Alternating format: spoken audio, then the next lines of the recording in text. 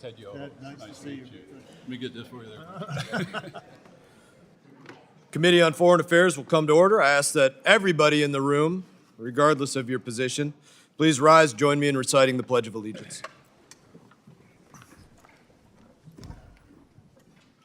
I pledge allegiance to the flag of the United States of America and to the republic for which it stands, one nation, under God, indivisible, with liberty and justice for all.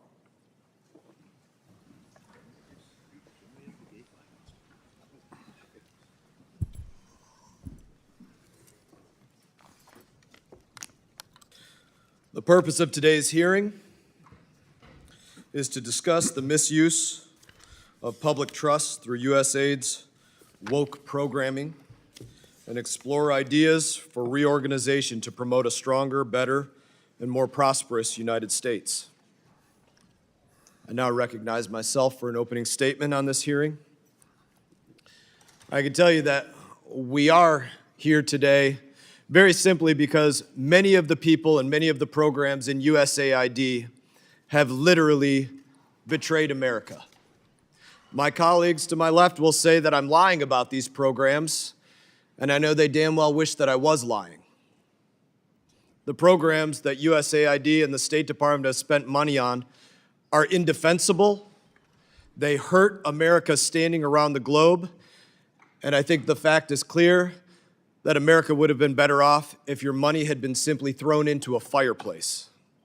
Instead, the Biden administration spent it imposing their far left-wing ideology onto other nations.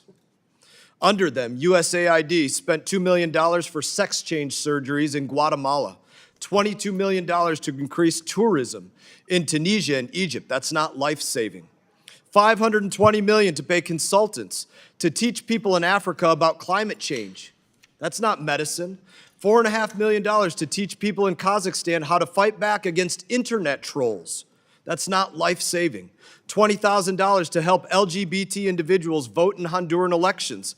That's not medicine. $5.5 million to improve the lives of LGBT individuals in Uganda. $14 million to identify LGBT leaders in Cambodia. $425,000 to train Indonesian coffee companies on how to be more gender-friendly. $15 million for condoms to the Taliban. And I have pages and pages more. That's not diplomacy. It's a slap in the face to every American who got up this morning and went to work. To this moment, you haven't seen or heard any of my colleagues apologizing for this being wrong or wasteful. Instead, for the left, their biggest concern is that the person assembling a team to make sure that these programs are not funded is a billionaire named Elon Musk. So out of touch that they actually believe these programs are bringing other countries closer to us, or that our adversaries are going to gain some kind of foothold if we don't continue doing these programs.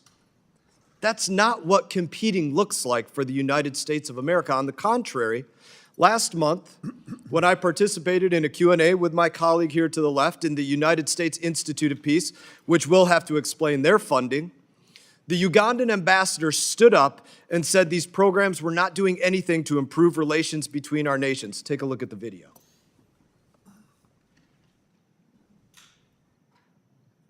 Maybe we'll get some audio on it.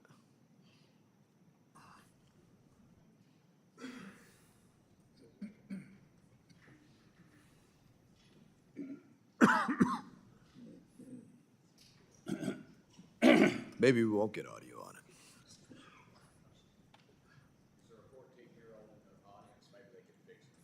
it. Or a 19-year-old, Mr. Burchett. Thank you. Maybe we won't do this video. But I have the video that shows exactly what the Ugandan ambassador was saying. And they were thanking us for not continuing these programs. That's what took place. And that's just one of the countless ambassadors that these programs will not continue, that they're going to come to an end. Yet my colleagues to the left are arguing for these programs to continue, arguing for the people who put these programs in place to go back to work, arguing that the agency that did this be allowed to continue wasting your money.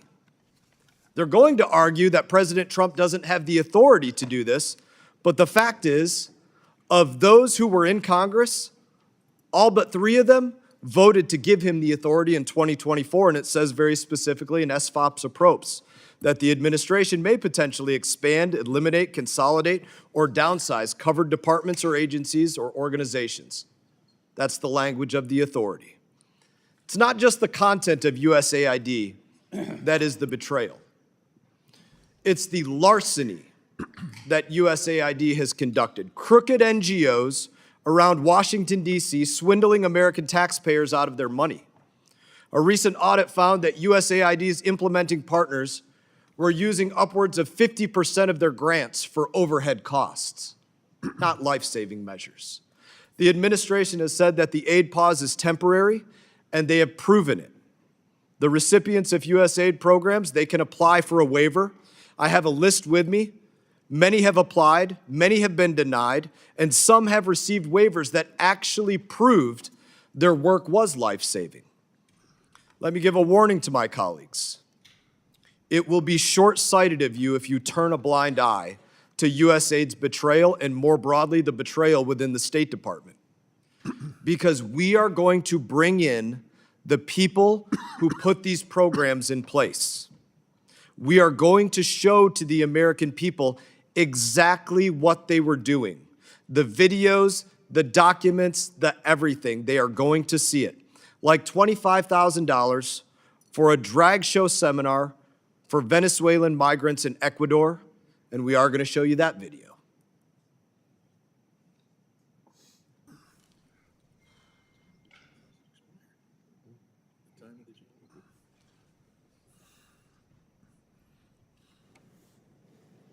That's the USAID program spending your money. We will be writing these programs out of law as we conduct our first full State Department review since 2002. I would say that when done right, foreign aid can be one of the best tools.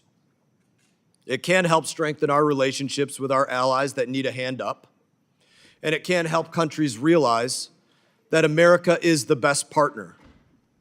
But it's only true if we understand a couple of things. What does America actually need from each country or region?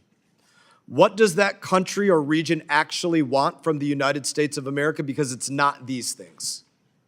And it's only fair to Americans if we can prove that a dollar is better spent going abroad than staying in the pocket of an American who is right now hustling and grinding it out at work. And I now recognize my colleague, Ranking Member Gregory Meeks. I want to welcome our witnesses to our first full committee hearing this Congress. But I would be remiss if I didn't make clear my disappointment in the midst of the chaos created by the Trump administration's unlawful attempt to shutter USAID and pause foreign assistance funds. We don't have anyone here today from the administration to explain, to appear, and to explain their actions before this committee. It shouldn't be just private sector individuals here. We are the oversight of the U.S. government, and we should have members from the State Department, the Secretary of State, Rubio, present. And my Democratic colleagues and I have asked the chairman to have a committee hearing with Secretary Rubio, and I urge that to be done as soon as possible. The American people deserve to have their elected representatives question the administration about the decision to shut down a government agency established in law by Congress. We don't have a king. We have a system. If the administration believes what they have done is legal and merited, They should be before Congress. They should be here. They should be talking to the American people directly. We should be summoning them here. I also want to do away with the myth that this exercise with DOGE and USAID is about addressing waste, fraud, and abuse. Because if you really care about waste, fraud, and abuse, you don't illegally fire 21 independent inspector generals in the dark of night. You don't fire the head of the government ethics office. Just this week, President Trump fired USAID's independent inspector general, just one day after he issued a report showing that the administration's own effort to dismantle USAID is wasting taxpayer dollars and putting our national security at risk. That's what's happening. Our national security is at risk. And I'm asking unanimous consent to enter that IG report into the record. This committee and the American people deserve to hear from the IG. I would urge you to invite the Inspector General to appear before this committee to tell us about the actual work of addressing waste, fraud, and abuse, if that's what this is really about. Now, many Republicans, this has not been a partisan issue. Many Republicans have long championed U.S. foreign assistance as critical to our national security, as a source of United States soft power, and a key tool to outcompete China's growing global influence. Despite my disappointment over not having Trump's administration panelists here, I am pleased that among our witnesses today, we have a number of individuals who are Republicans. I look at my former colleague, Ted Yoho, who I have traveled with on several times, several Codels, and we visited USAID programs. I know when you go and travel and see firsthand the work of dedicated USAID Foreign Service officers, civil servants, and local staff to whom we owe our gratitude and our thanks, not the dishonor shown to them by wealthy billionaires with a social media platform. Now, I only have a few minutes left, so I won't spend my time debunking every mischaracterization or outright lie we've heard from the Republican distractors of USAID. These are distractions meant to obscure the critical work USAID does. I instead submit into the record the stories by the Washington Post, the New York Times, fact-checking and dubious claims made by the Republicans. Do you have them? Yes. So ordered. And what I will use my time on is making clear that this hearing title, the USAID Betrayal, is absolutely correct, because this is a betrayal. The Trump administration is betraying our national security.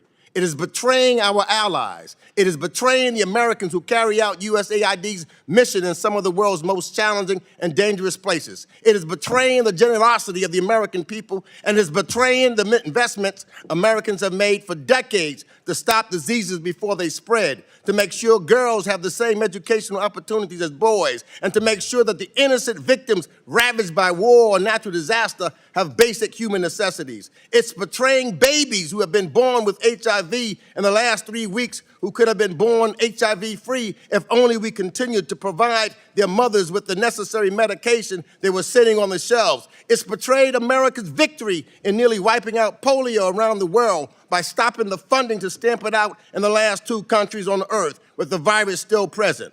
Want to know what happens when we stop funding this type of work? Just look at Kansas, where the outbreak of tuberculosis right now grows. So it's not just about health programs. Economic development programs in Latin America build stronger communities and help reduce migration to the United States. good governance, independent media, civil society programs in developing countries help break debt traps from China and ensure citizens can enjoy their God-given rights. Bottom line, who wins when we pull back from one of America's greatest strengths? China wins. Russia wins. Our adversaries win. So yes, this is a betrayal. This is a betrayal of our national security. And I yield back the balance of my time. Thank the gentleman for yielding. I think I called it exactly right what the arguments were going to be. Other members of the committee are reminded that opening statements may be submitted for the record. We are pleased to have our panel of witnesses here today on this important topic. Max Primorac, Senior Research Fellow at the Margaret Thatcher Center for Freedom at the Heritage Foundation. The Honorable Ted Yoho, former U.S. Representative from Florida's 3rd Congressional District, and the Honorable Andrew Natsios, former Administrator at the U.S. Agency for International Development. This committee recognizes the importance of the issues before us and is grateful to have you here to speak with us today. Your full statements will be made a part of the record, and I'll ask each of you to keep your comments, spoken remarks to less than 5 minutes in order to allow time for member questions. Hopefully you give us something that more than what we could just read in your opening statements, and I would also ask unanimous consent that the gentleman from Georgia, Mr. McCormick, be allowed to sit on the dais and participate in today's hearing. Without objection, so ordered. I now recognize Mr. Primorac for your opening statement. Mr. Chairman, thank you for the opportunity to testify before this committee. My name is Max Primorac. I am a Senior Research Fellow at the Heritage Foundation. I previously served at the U.S. Agency for International... PEPFAR saves lives! Restore AIDS funding now! PEPFAR saves lives! Restore AIDS funding now! PEPFAR saves lives! Restore AIDS funding now! PEPFAR saves lives! Restore AIDS funding now! PEPFAR saves lives!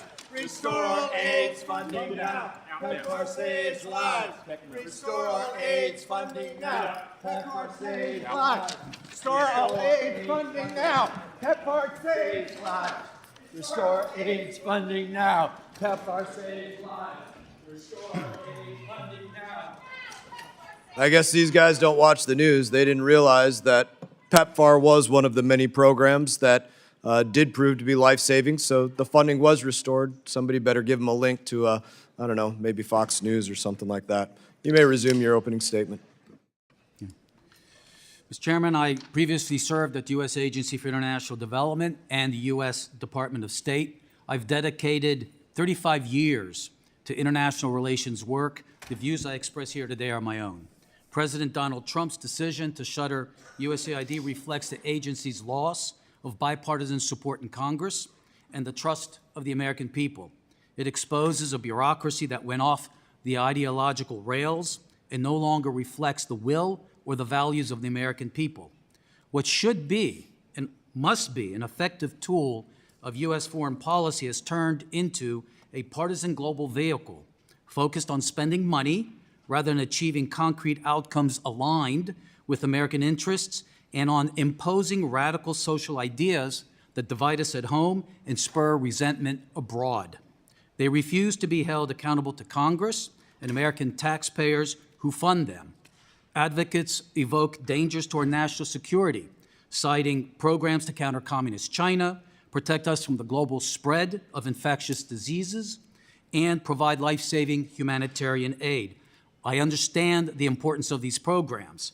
At USAID, I co-chaired a counter-China interagency group, oversaw containment of 2 Ebola outbreaks, and led the Bureau for Humanitarian Assistance. But USAID's obsession with identity politics, gender fluidity, population control, and climate fanaticism undermined these goals. Americans are now aware of massive waste, fraud, and abuse of their money. Every single project was corrupted by this radical agenda. They are not happy. USAID's leadership failed in its most basic fiduciary responsibility, and that is to avoid the kinds of reputational risks that would imperil the agency's legitimacy with Congress and the American people. USAID pushed developing countries to rely on communist China for their green energy needs. 2 years ago, 131 African lawmakers and religious leaders from 13 countries implored Congress not to use PEPFAR to promote abortion, stating, We want to express our concerns and suspicions that this funding is supporting abortion, that it violates our core beliefs concerning life, family, and religion. Many Africans have told me, but also from other places in the world, the Chinese do not ask us to give up our religion to do business with them. Mr. Chairman, our aid approach has severely harmed our global standing.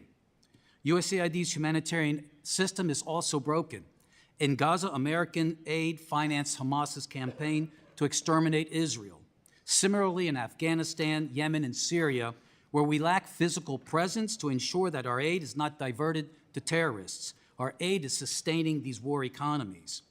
USAID failed to properly manage the billions of dollars entrusted to it. This committee discovered that USAID partners were charging 50% or more for overhead. A government audit showed that USAID could not account for overhead charges concerning $142 billion worth of awards. These funds proved a boon for the progressive-dominated foreign aid industry. President Trump's leadership has created a unique opportunity to fast-track important reforms of our aid system. Secretary Rubio might look at the reforms made during the last Trump administration. Our starting point was that the purpose of foreign aid is to end the need for it. Foreign aid is not an international welfare program. USAID is not an international NGO. These must align with American interests and values. A final point. Congress must also do its part. Why should pro-Hamas South Africa, Beijing's point country in Africa, receive billions of dollars of aid from us? We should support our friends instead. Thank you, and I look forward to your questions. Thank you, Mr. Primorac. I now recognize Mr. Yoho for his opening statement. Mr. Chairman, Ranking Member Meeks, and members of the committee, it's an honor to participate in this hearing regarding USAID. I'm a former member of Congress serving from 2013 to 2021, representing Florida's 3rd Congressional District. During my 8 years in Congress, I served on this and the Agricultural Committee. I had the honor to serve as chairman of the Asia Pacific Subcommittee during the 115th Congress. I entered Congress. Mr. Yoho, could you move a little closer to your mic? It'll help turn it on too, won't it? Thank you. I lost that knowledge already, huh? I entered Congress with the goal of eliminating foreign aid for various reasons. Looking back, I was ignorant on what I thought foreign aid was, what it did, and thought it was unnecessary. Soon after my first foreign congressional delegation trip, I realized that foreign aid, when used properly, can be a tool in soft diplomacy that strengthens the nation's economy, security, increases trade, decreases migration, creates strong partners and allies. When used improperly, it has the opposite effect on both our friends and adversaries and wastes taxpayers' money. I became a strong proponent of reforming international assistance by working in a bipartisan and bicameral fashion with my co-sponsors, along with the first Trump administration when we introduced the BUILD Act that authorized the creation of the DFC. This was the largest reform in foreign aid in over 2 decades, and my goal was to move countries from aid to trade with the use of effective tools managed correctly. I chaired, along with Congressman Adam Smith, the Effective Aid Caucus and met with members and outside groups to improve efficiency and effectiveness on assistance. This committee has had many hearings dealing with USAID. It's frustrating that an agency set up to further our security, prosperity, engage in humanitarian projects, and work to prevent the spread of diseases, hunger, and conflict have strayed so far from its original intent when it was created under President Kennedy in 1961. USAID has lost the trust of a large portion of the American people and the international community. Remember, President Lincoln, he said, with public support, you can do almost anything. Without it, you can't do anything. The redesigned U.S. Foreign Assistance entity will have to work hard to recreate that trust here and abroad. Many new reforms are necessary in USAID. There are many ways reform can be performed. And many administrations, and as I heard here today, Congresses have acknowledged this. Yet we did not act.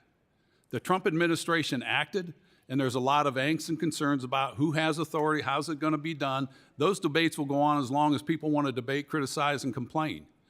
President Trump and Secretary Rubio stated the objectives of international aid very clearly moving forward. Does it make America safer, stronger, and more prosperous? It'll serve the nation, our security, and economy, as well as developing nations and our allies to get new reforms in place as soon as possible. Not all aid is bad, nor is it all good. We should focus on those programs that are good and make them better and more effective. Programs that were misused and not aligned with the administration should be eliminated. Congress should look to support programs that have a proven track record of success, and there are many examples to look at, and I'll be happy to discuss those. Moving forward, I would recommend the Trump administration place aid into two categories. First, the hard infrastructure projects like road, water, energy, transportation. These are the projects that are necessary to build an economy in the recipient country so we can wean them off of aid. The U.S. government has instruments like the DFC, MCC, tasked with the heavy lifting in initial phases of a project by providing risk insurance, technical assistance, and expertise, and brings in outside investors and other nations' DFIs. Second, the humanitarian side of assistance via a repurposed USAID type entity working synergistically with the DFC and other USG agencies. Feed the Future, African Growth, and Opportunity Act are effective health and food security programs when implemented properly and generate much soft power goodwill. Unfortunately, if mismanaged, we lose credibility, money, and drive the affected nations to our adversaries.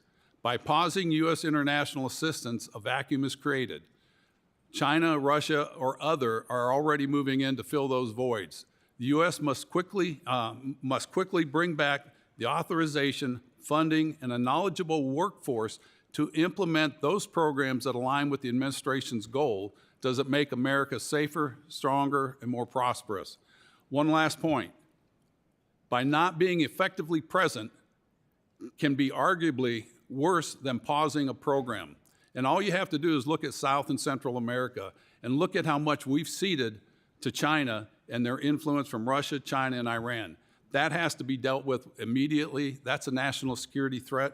Mr. Chairman and members of the committee, I yield back my time and look forward to your questions. Thank you, Mr. Yoho. I now recognize Mr. Natsios for your opening statement.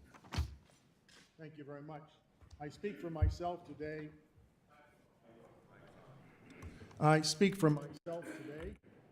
I've been involved in humanitarian work and development work. Let's try that microphone one more time. Maybe pull it a little closer.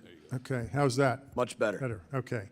I speak for myself today. I don't represent anyone. And I've been doing this work since 1989 when I joined the Bush administration, the first Bush administration, as the director of the Office of Foreign Disaster Assistance when the world order was collapsing. And our little office, along with the Food for Peace office, saved tens of millions of lives around the world, which they continued to do through the BHA Bureau, which is now much larger than it was when I was there. If you're upset about getting off course, so am I. But let's course correct, not course destroy. When I took over AID as the administrator in Bush 43, W's administration, in early 2001, I ordered my deputy to begin reviewing every single project, every single program in AID, line by line, and we eliminated 80 programs over a month. And we moved that cash back into the program because there was a cassava mosaic that was destroying the cassava crop in Uganda, Rwanda, Burundi, and Eastern Congo. And there was a risk of a famine.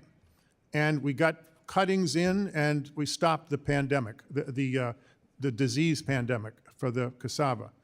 My point is, I eliminated a lot of philosophically offensive programs that a conservative administration would not tolerate. And when the Democrats took over, they moved the agency to the left. I moved it to the right. The Obama people actually said I was very right-wing. I was the most right-wing administrator in the history of the agency, and yet the career people followed what I wanted to do in the agency. We put heavy emphasis on economic growth. Some of the things you've criticized, sir, with all due respect, are economic growth programs that have been highly successful. 10% of the workforce in Egypt is from tourism. AID has properly invested $100 million over the years, and it's massively increased the number of jobs in Egypt. They are our ally. Don't we want people working instead of being unemployed? It is 12% of the GDP of Egypt, tourism. We call it development tourism. We do it in Lebanon, we do it in Tunisia, we've done it in Kosovo and in Bosnia, we've done it in Morocco, we do it all over the world. It brings in revenue and employs people. It's an economic growth project. I believe in economic growth. I believe in the private sector. I believe in free markets.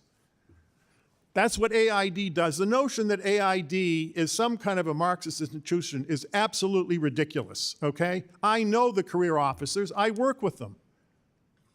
There is a career track called the private sector officers. And what do? They work with the business community. I started a program which the Democrats continued called the Global Development Alliance. We started it very early on, 2001. What it does is it matches AID money with corporate money to supply their supply chains. We do this all over the world. We're working with hundreds of American corporations. We've raised $60 billion in private sector funding with the American business community to increase jobs all over the world. We've been doing this for 24 years, very successfully. The Europeans and the Canadians and the Australians have taken our lead in this and tried to replicate these public-private alliances. 25% of the money in those GDAs is US government money, 75% is private money. We invest together. We don't give them any money, they don't give us any money. We design the project, we co-invest, and then we manage it. The notion that AID is irresponsible in terms of its oversight is utter nonsense. I wrote an essay 12 years ago called The Clash of the Counter-Bureaucracy and Development. It was published. It's the most cited thing I've written in the scholarly literature. And it was based on my frustration with the level over and over and over again of oversight. The Inspector General, the Special Inspector General. Why do we need two Inspector Generals in Afghanistan and in Iraq? Then we have the GAO, we have the OMB, we have the Congressional Oversight Committee. Every line of what AID does is overseen by 7 different levels of oversight. You know why money disappears? I'll tell you why. Where do we work? Where do we work? Christian NGOs are now delivering food in Sudan in a famine. There will be 2 million people dead by the end of this year. Those are the projections. There is no government in Sudan. There's no police in Sudan. There are no courts. I thank you for your opening remarks this morning. And I now recognize Chairman Emeritus, Ranking Member Meeks, for his 5 minutes of questioning. Chairman Emeritus McCall for his 5 minutes of questioning. Thank you, Mr. Chairman. When I was chairman of this committee, I got congressional notifications of spending programs from USAID and State Department, and I put holds on those programs, many listed by the chairman. Instead of working with me, the administration, the prior Biden administration, decided to blow through those holds, bucking a long-standing tradition. And I want to go through some of those I put on hold. $1.5 million to promote LGBTQ causes for immigrants in Latin America, allowing them to litigate against foreign governments, primarily Catholic nations. I don't know how that advances the U.S. interests abroad.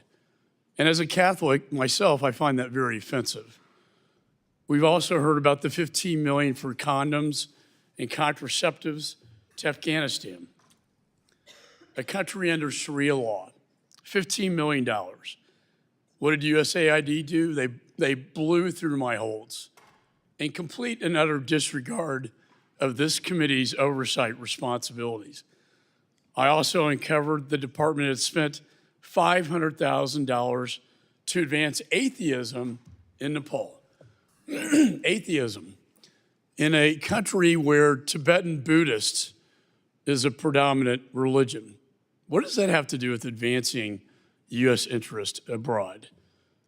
The Humanist International Group that they gave money to, the $500,000, the CEO called the Catholic Church, an institution you should be ashamed to be involved with.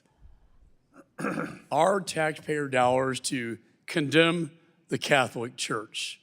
Again, as a Catholic, I find that extremely offensive.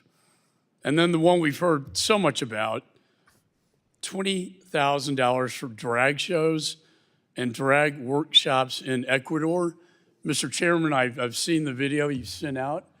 It is utterly disgusting to the American taxpayer that we are funding that kind of behavior. All these programs gave USAID a black eye. And that's unfortunate.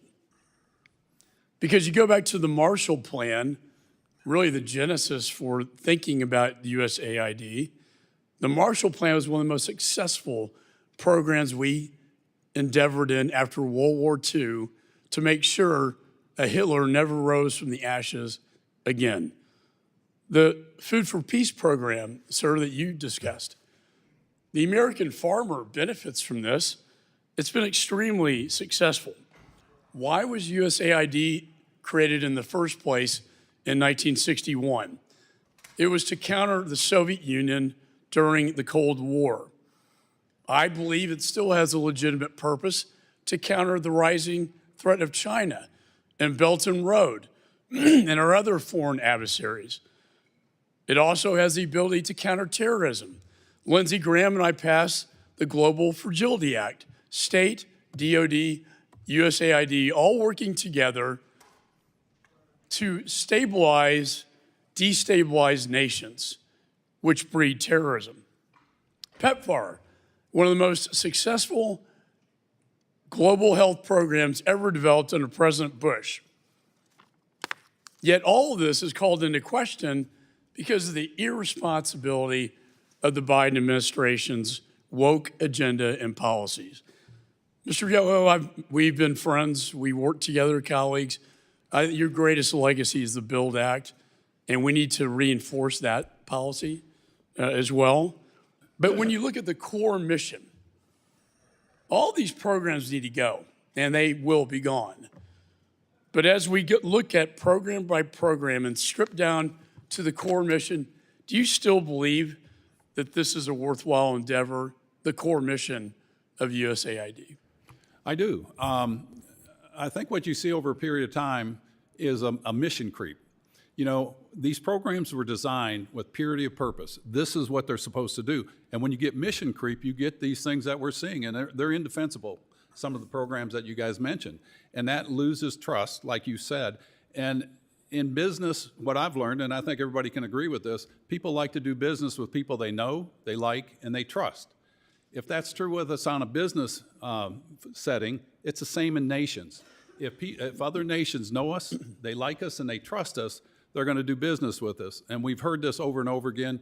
You know, it's been brought up by other leaders that... And can I just ask my time, Sure. Is it in our national security interest to maintain the core mission, and I would argue under the State Department for proper supervision? Yes, it is. And if we don't do that, we cede that leadership to other people. I now recognize Ranking Member Meeks for 5 minutes. Thank you. And I, too, am a chairman emeritus of this committee, and I can recall where President Trump, when he was the president, blew past some of my things that I wanted to hold. In fact, he's blown past some already in this term.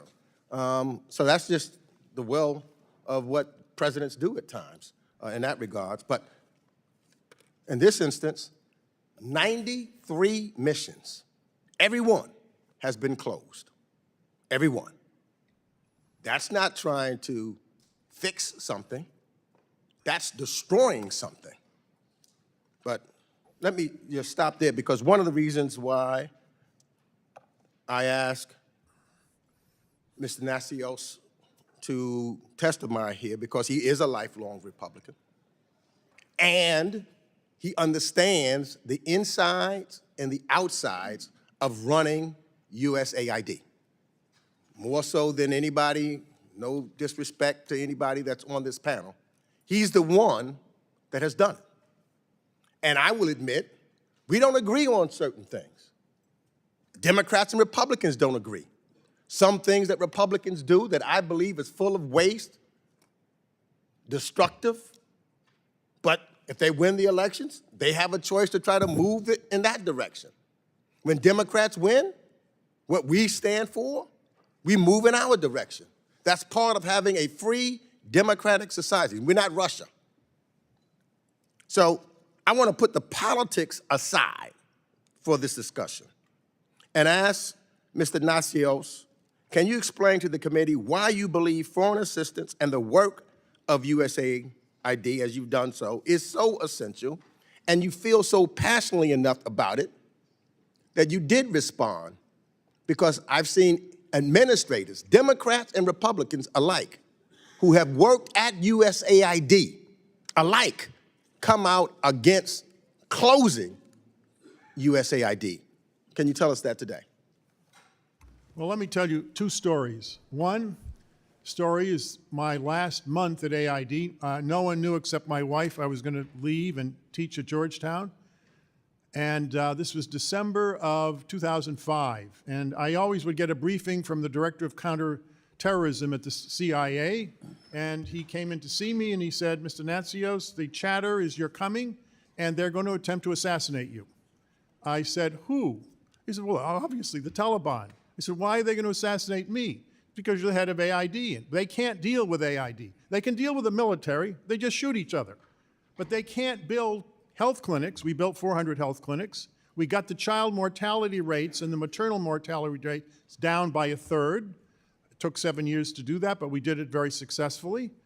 And we opened schools. We published 90 million textbooks in the schools to get the kids back in school. And the Taliban can't deal with that. They're going to try, and we advise you not to go. I said, well, let me think about that. But if you do go, announce you've arrived as you're stepping on the plane to leave. I said, what? He said, announce when you're stepping on the plane to leave, announce you've arrived. So in other words, they won't know you're there.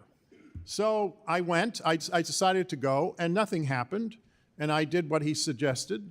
But what I found out was, from talking to the mullahs in the village, the religious leaders who were pro-democracy and pro-America, that the Taliban disregarded the greatest enemy of the Taliban was USAID. You know, in Kosovo, they named their kids USAID. They actually, the Albanians are Muslims in Kosovo, and that's Muslim. They made it into a Muslim name, USAID. If you go to the refugee camps and displaced camps around the world, USAID is the image of the United States. We used to bring 20,000 students to the United States to get their advanced degrees during the Cold War. You know what the Chinese, you know what we're doing now? 900 scholarships. We stopped doing it. The Chinese are spending huge amounts of money to bring 40,000 people from the developing world to get their degrees in China. We should be investing in that. We're not. And I think we're falling behind, and we're focused on the wrong things. The amount of DEI stuff. I started going through the RFAs. It's a small percentage. It is not accurate to say that this is, and some of these things that have been shown, those are not AID projects. Those are State Department programs. Why are you blaming AID for what the State Department did? The F office in state controls all this stuff. Now let me tell you a second story. After the Aceh tsunami, we did a huge response. Aceh is a part of Indonesia which had a Muslim insurgency for many years against the central government. We did a huge response. We put the aid logo on everything. The mission director got carried away, 50,000 stickers, USAID from the American people. Before the Aceh tsunami, bin Laden had a 57% approval rating in Indonesia, the largest Muslim country in the world and a democracy. After it, he collapsed from 57% to 27%. We had a 26% approval rating. We went from 26% to 63%. Now you say, Americans like to be liked. We all like to be liked. But what difference does it make? President Yudhoyono, the president of the country, said, I like President Bush. I like the United States, but it's very hard to work with you because you're so unpopular. Not after the Aceh tsunami. The newspapers in Indonesia said, where is bin Laden? when we need him. The Americans here we really don't like, and now we realize who our real friends are. Thank you for United answering our States is. questions today, sir. We appreciate it. We agree. A lot of waste, like $10 million through USAID. Everything I listed was USAID. $10 million for circumcision in Mozambique. There's another example for you. I now recognize Mr. Smith from New Jersey. Thank you, Mr. Chairman. Upon assuming office, President Biden repealed President Ronald Reagan's Mexico City policy, expanded by President Donald Trump in 2017. But the Biden administration didn't stop there.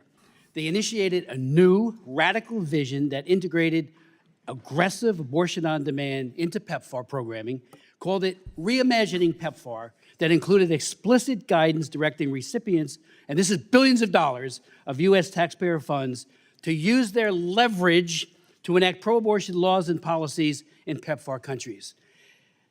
Biden hijacked PEPFAR. And he shattered, I did the reauthorization of PEPFAR for 5 years during the Trump administration, the first one. I'm all for it. In this place here and on the floor of the House and all over Africa as I traveled, all for it. But then it was hijacked. In a strong rebuke, and Mr.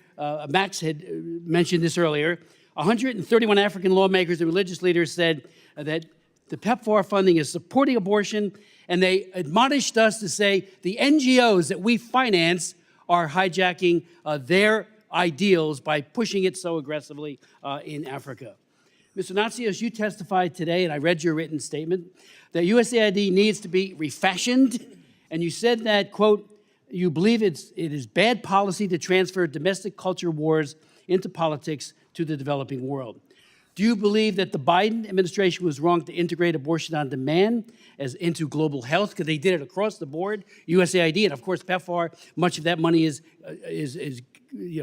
deployed through USAID. When you did say that efforts to protect the weakest and most vulnerable from extermination, I do believe that's trivialized when you somehow bottom line it and say it's a culture war. We believe in defending unborn children and their mothers from the violence of abortion. It's not a culture war. It is a fact when they're in these countries pushing it, that unfortunately children will die. I and like-minded pro-life advocates in Congress and around the world seek to protect unborn baby girls and boys from violence of abortion, including dismemberment, decapitation, and of course the abortion pills, which are now being pushed all over the world, including the United States. How do they work? They starve the baby to death. That's how it works. So, I'm all for global. We did two bipartisan. I was the prime sponsor of it, Global Food Security Acts. I'm all for mitigating global hunger. But when you turn around and say to an entire segment of humanity, unborn children, we're going to starve you to death through these abortion pills, to me, that's unconscionable. So do you agree that pro-abortion NGOs should continue to be empowered and subsidized with billions of dollars each year by the American taxpayer to promote abortion with the goal of changing pro-life laws in these nations? And I would ask all three of our witnesses. Congressman, you can check my voting record in Massachusetts. I 100%, and in Massachusetts, this is in Massachusetts, I had 100% pro-life voting record for 12 years in the House. Right. So my position is very clear, and I took a lot of heat from the feminist groups in Massachusetts, and my views have not changed. I called you once because we found them doing vaginal scraping in Bangladesh in a remote village, and the mission director called me immediately. He said, we discovered this, we put a stop to it, Andrew, because if you do that and the woman is pregnant, the child dies, okay? And you're supposed to check before you do it. They weren't trained properly. They weren't doing it maliciously. They just didn't understand because they weren't trained properly. We fixed it very quietly. I called you up and told you what happened. We were being transparent about it. Other than that, that's the only violation we had in the 5 years that I was aid administrator. The career people will do what they're told to do. I am appalled at what you're telling me that they have done. And by dragging AID into these culture wars, the Biden administration has undermined the need for bipartisan support for AID. We cannot tolerate in an agency with programs all over the world a war between parties, which I'm seeing right now. In my view, it's a failure. All of the things I did at AID, I tried to do it in a way that would not alienate the Democratic Party when I left. If you look before they took apart the agency, everything I created is still there, was still there. They left it in place. Thank you. I'm almost out of time. The other two distinguished witnesses. Thank you, Andrew. Congressman, everything that we did during the first Trump administration, and I had these senior positions, we worked very hard to make sure that everything that we did had bipartisan support. What I've seen with the last administration is actually breaking the law, because you're not supposed to. By law, you're not supposed to. And I think the PEPFAR coordinator has stressed that point. But when you fund International Planned Parenthood, when you fund UN agencies that openly promote it, and when the Africans themselves tell you it's happening, then the law is being broken. I hope that the second Trump administration pursues the pro-life policies that it had in the first one, but also to include humanitarian assistance. Thank you. When we set these policies forward, it's going to behoove all of us, and this is hard to do. These policies should be what's best for America. If it's best for America, it's going to be best for the rest of the world. And those policies are based on our beliefs as a nation. If we're a Christian nation, as we always talk about, that's the right thing to do. And I think we need to stay that way. And the hard part is, with us in this body, we have to keep the checks on that. If not, it goes away. I yield back. Thank you, Mr. Chairman. Thank you, and I'm glad to hear the conversation about university spending as well, because there's a lot of that within USAID also. $42 million for Johns Hopkins to research and drive social behavior, and $250,000 for FIU for DEI training, and $244,000 for Stanford to do leadership training, not life-saving programs. I now recognize Mr. Sherman from California. Foreign aid is a good thing. Americans think that we spend 25% of the federal budget on foreign aid and want it reduced to 10%. But the fact is, it's way less than 1%. It helps us challenge China in the world. It reduces not only hunger, but migration to our borders. And it helps us fight communicable diseases over there before they mutate and come here, and that's why Ronald Reagan recognized the importance of foreign aid. Mr. Chairman, my fear, because I've been here for a long time, when I got here, it wasn't just Democrats against Republicans, it was the legislative branch against the executive branch. And we need to play that role, and as the ranking member points out, we need to have government witnesses here so we can talk about the future rather than just be a cheering squad for the executive branch. But I want to bring to your attention, Mr. Chairman, an action taken by the State Department today that was too woke for Sherman. They announced that they're going to spend $400 million on zero greenhouse gas emitting armored cars. That's right, electric armored cars, $400 million to replace perfectly good gas-driven armored cars. They said they were going to be Tesla Cybertruck armored cars. This administration will get too woke for Sherman if it helps the shareholders of the Tesla automobile. There have been a number of falsehoods stated. The biggest one is the $50 million for Gaza condoms. Musk admitted that it was just completely false. He apologized, so that Doge made a mistake. Are we going to terminate Doge? Well, I'd like to, but we're going to terminate Doge because it made one mistake? No. You identify mistakes that are a lot less than $50 million, people want to terminate USAID. Musk statement he should be apologizing for and publicizing, because the truth has a tough time catching up with the falsehood. But let's go through a few others. We're told that there's $6 million to fund tourism in Egypt. Mr. Natsios, you would demonstrate how that's a good program. We should give credit to Donald Trump for that program. He started it under his first administration. Now it's being attacked. We're told that circumcision is terrible. It's a very cheap operation. It's only done voluntarily. It's been done by Democratic and Republican administrations, including Trump. Why? Because it's a 60% reduction in the risk of female-to-male transmission of HIV. We were told that USAID was spending $80 million on subscriptions to Politico. No, the entire executive branch was doing that. But you know who else spends money on Politico? Republicans in Congress who spend $800,000 of their office budget on Politico. And Mr. Chairman, you didn't spend any money on Politico. Like me, you spent your money on on Bloomberg, as do I. Of course, Michael Waltz spent his money, over $8,000 on Politico just for his own office. The list goes on and on. But we are told that there's waivers for all this. Well, PEPFAR has been allowed to work, but they have no access to funds.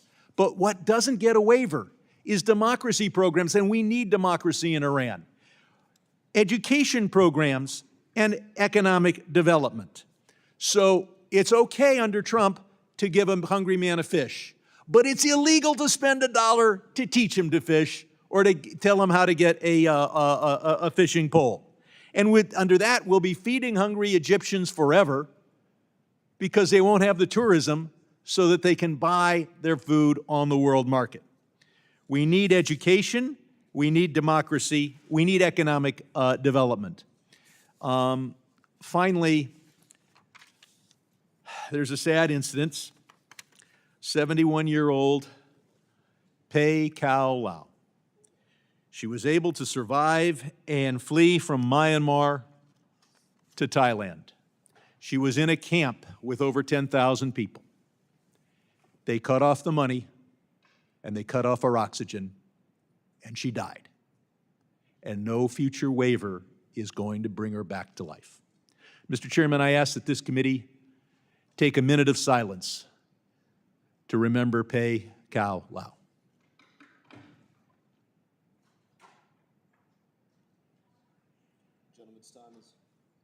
Gentleman's time has expired, and I would also point out that PEPFAR care and treatment, HIV prevention, their PEPFAR programs have been reauthorized for $500 million and other appropriations as well, just in case you were not aware.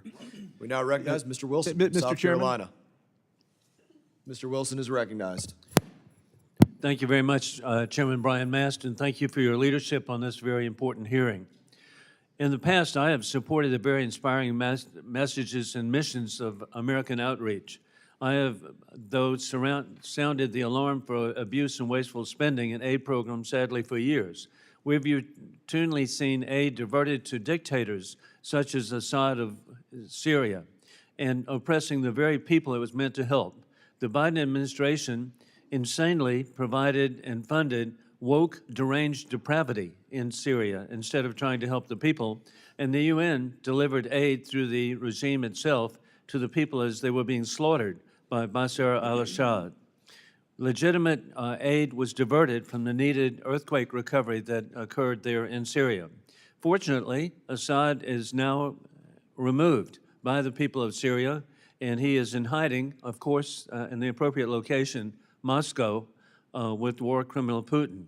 Another example, Mr. Primorac, is the tragic example of dictator diversion, and that is in Tunisia. Once a shining success of the Arab Spring and partner in North America, it's now been turned into a full-blown dictatorship by Kais Saied. While Millennium Challenge Corporation rightfully suspended aid, USAID sent $30 million to cover unclear programs while the dictator has corrupted the economy, destroying jobs. What can be done to stop propping dictators and also aid being diverted, as you correctly identified, even to terrorists themselves? Mr. Primorac? Yes, sir. I'm not familiar with the situation in Tunisia, but this happens a lot. I think there's a lot of goodwill in these programs. There's a lot of good programs overall, but the problem is that very often these things just go on year after year after year, and though there's no changes, we're actually propping up bad regimes and socialism. I was in Mozambique in October for the elections there. We have a Marxist-Leninist regime. They stole the election. We're spending $1 billion, $500 million to $1 billion a year, and then what happens? There's no reform. We're supporting socialism, and the government just 2 months before we came there provided their port in order to allow the Chinese Navy to project their power into the Western Indian Ocean. So there has to be a much better affinity between what we do on the development aid side and the diplomacy, where we put our ambassadors on the hook to make sure these things don't happen. Thank you.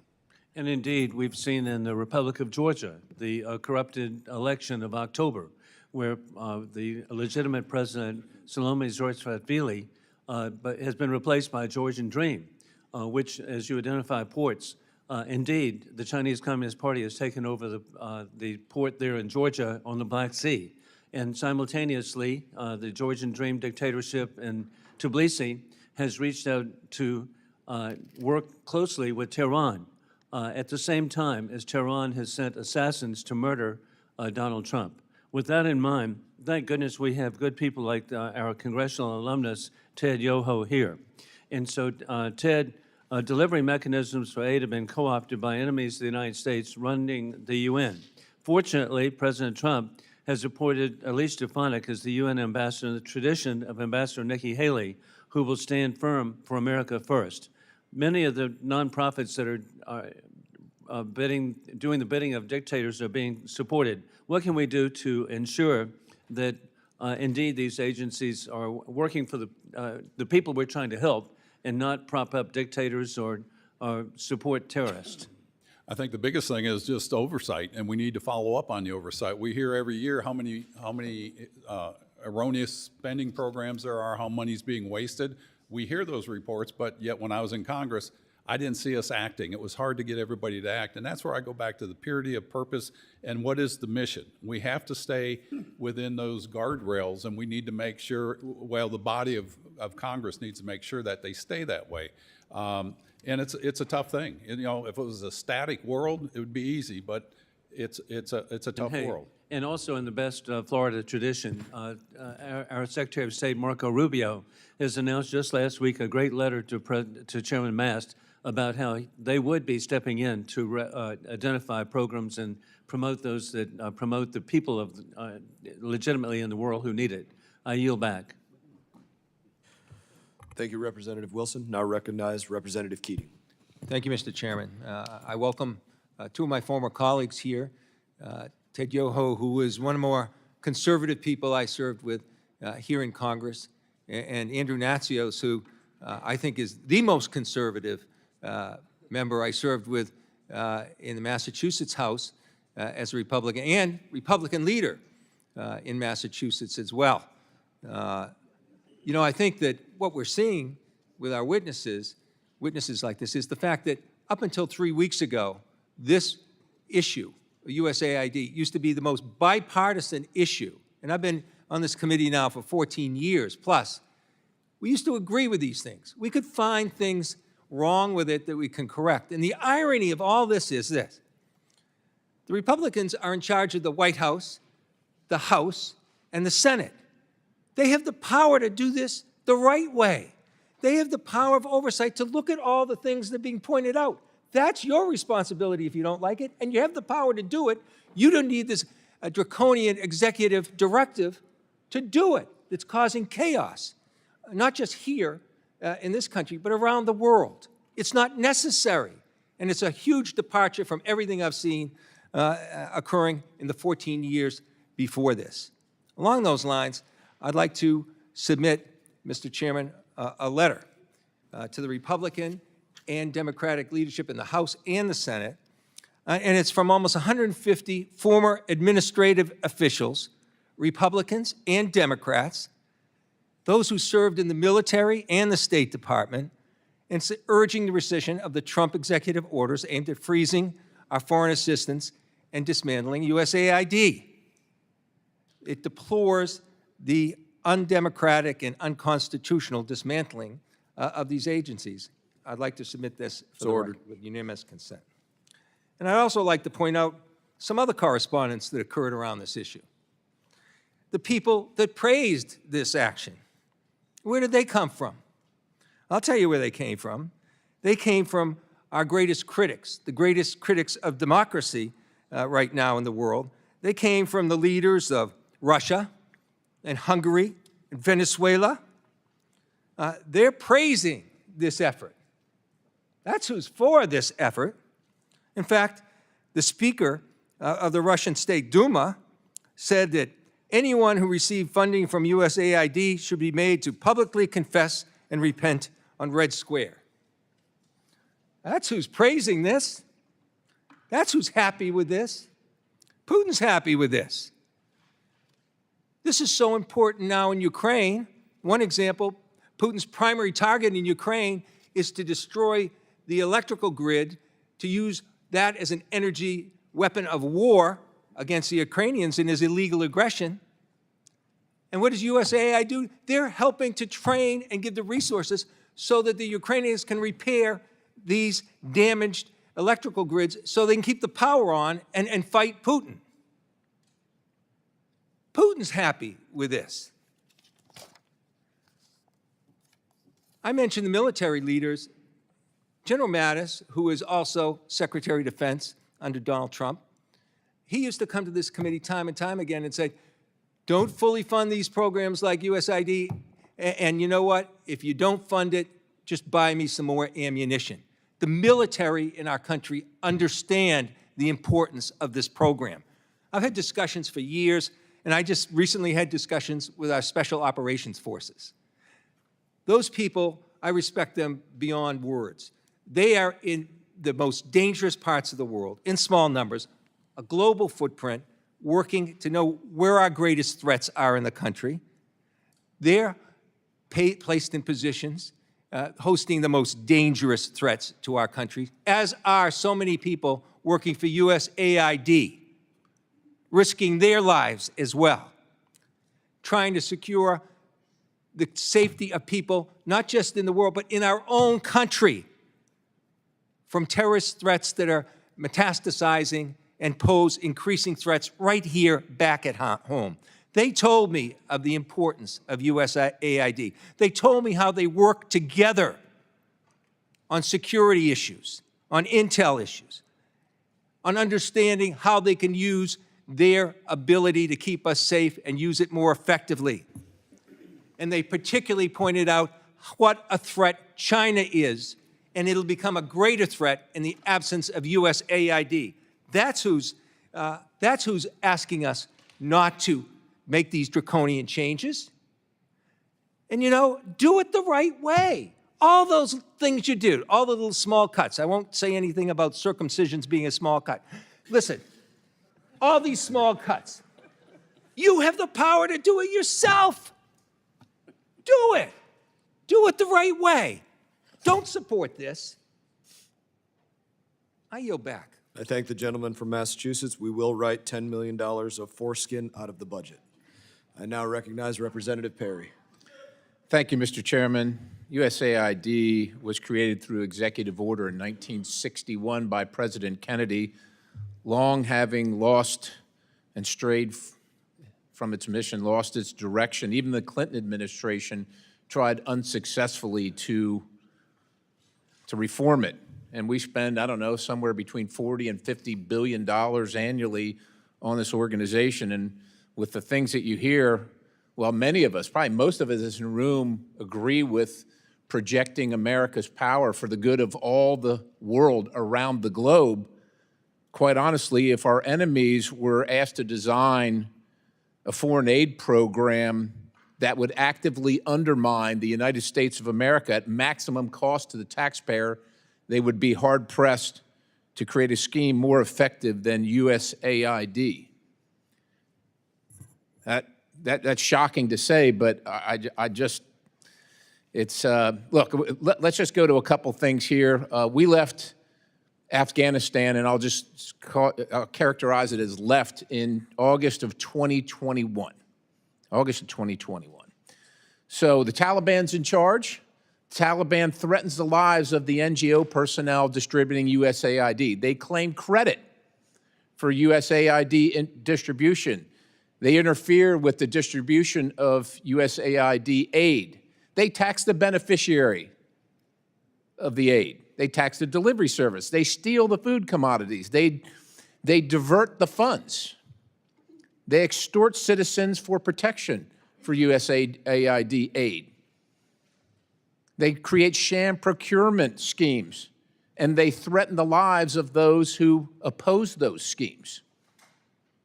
Now, that all occurred before August of 2021, when we were there.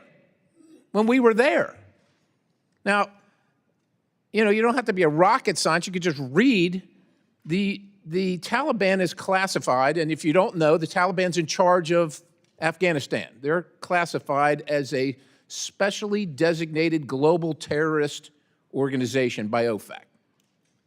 So post-2021, so this is last year, 2024, we spent $697 million of the taxpayers' dollars in Afghanistan, including $534,719,000 in change from USAID in Afghanistan. I don't know what we think we're going to change in Afghanistan. We lost 22,000, lost or wounded 22,500 Americans in Afghanistan over the course of our term there in the war, spending over $2 trillion.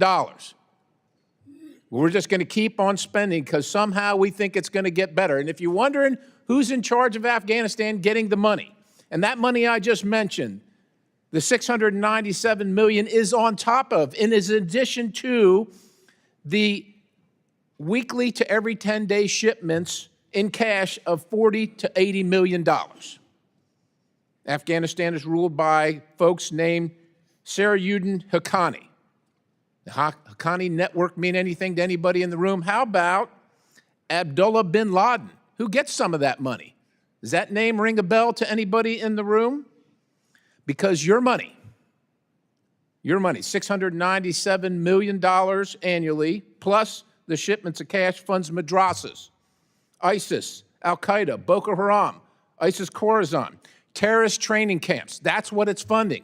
If you think that the program under Operation Enduring Sentinel entitled Women's Scholarship Endowment, which receives $60 million annually, or the Young Women Lead, which gets about $5 million annually, is going to women who, by the way, if you read the Inspector General's report, is telling you that the Taliban does not allow women to speak in public. Yet somehow you're believing, and American people are supposed to believe, that this money is going for the betterment of the women in Afghanistan. It is not. You are funding terrorism, and it's coming through USAID. And it's not just Afghanistan, because Pakistan's right next door.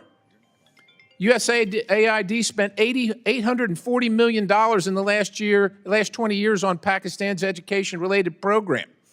It includes $136 million to build 120 schools, of which there is zero evidence that any of them were built.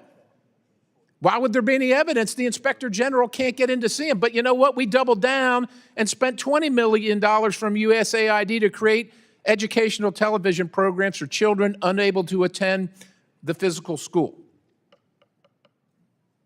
Yeah, they can't attend it because it doesn't exist. You paid for it. Somebody else got the money. You are paying for terrorism. This has got to end. I yield, Mr. Chairman. Thank you, Mr. Perry. In addition, we don't even have an embassy in Afghanistan. Chair now recognizes the representative from California, Mr. Barra.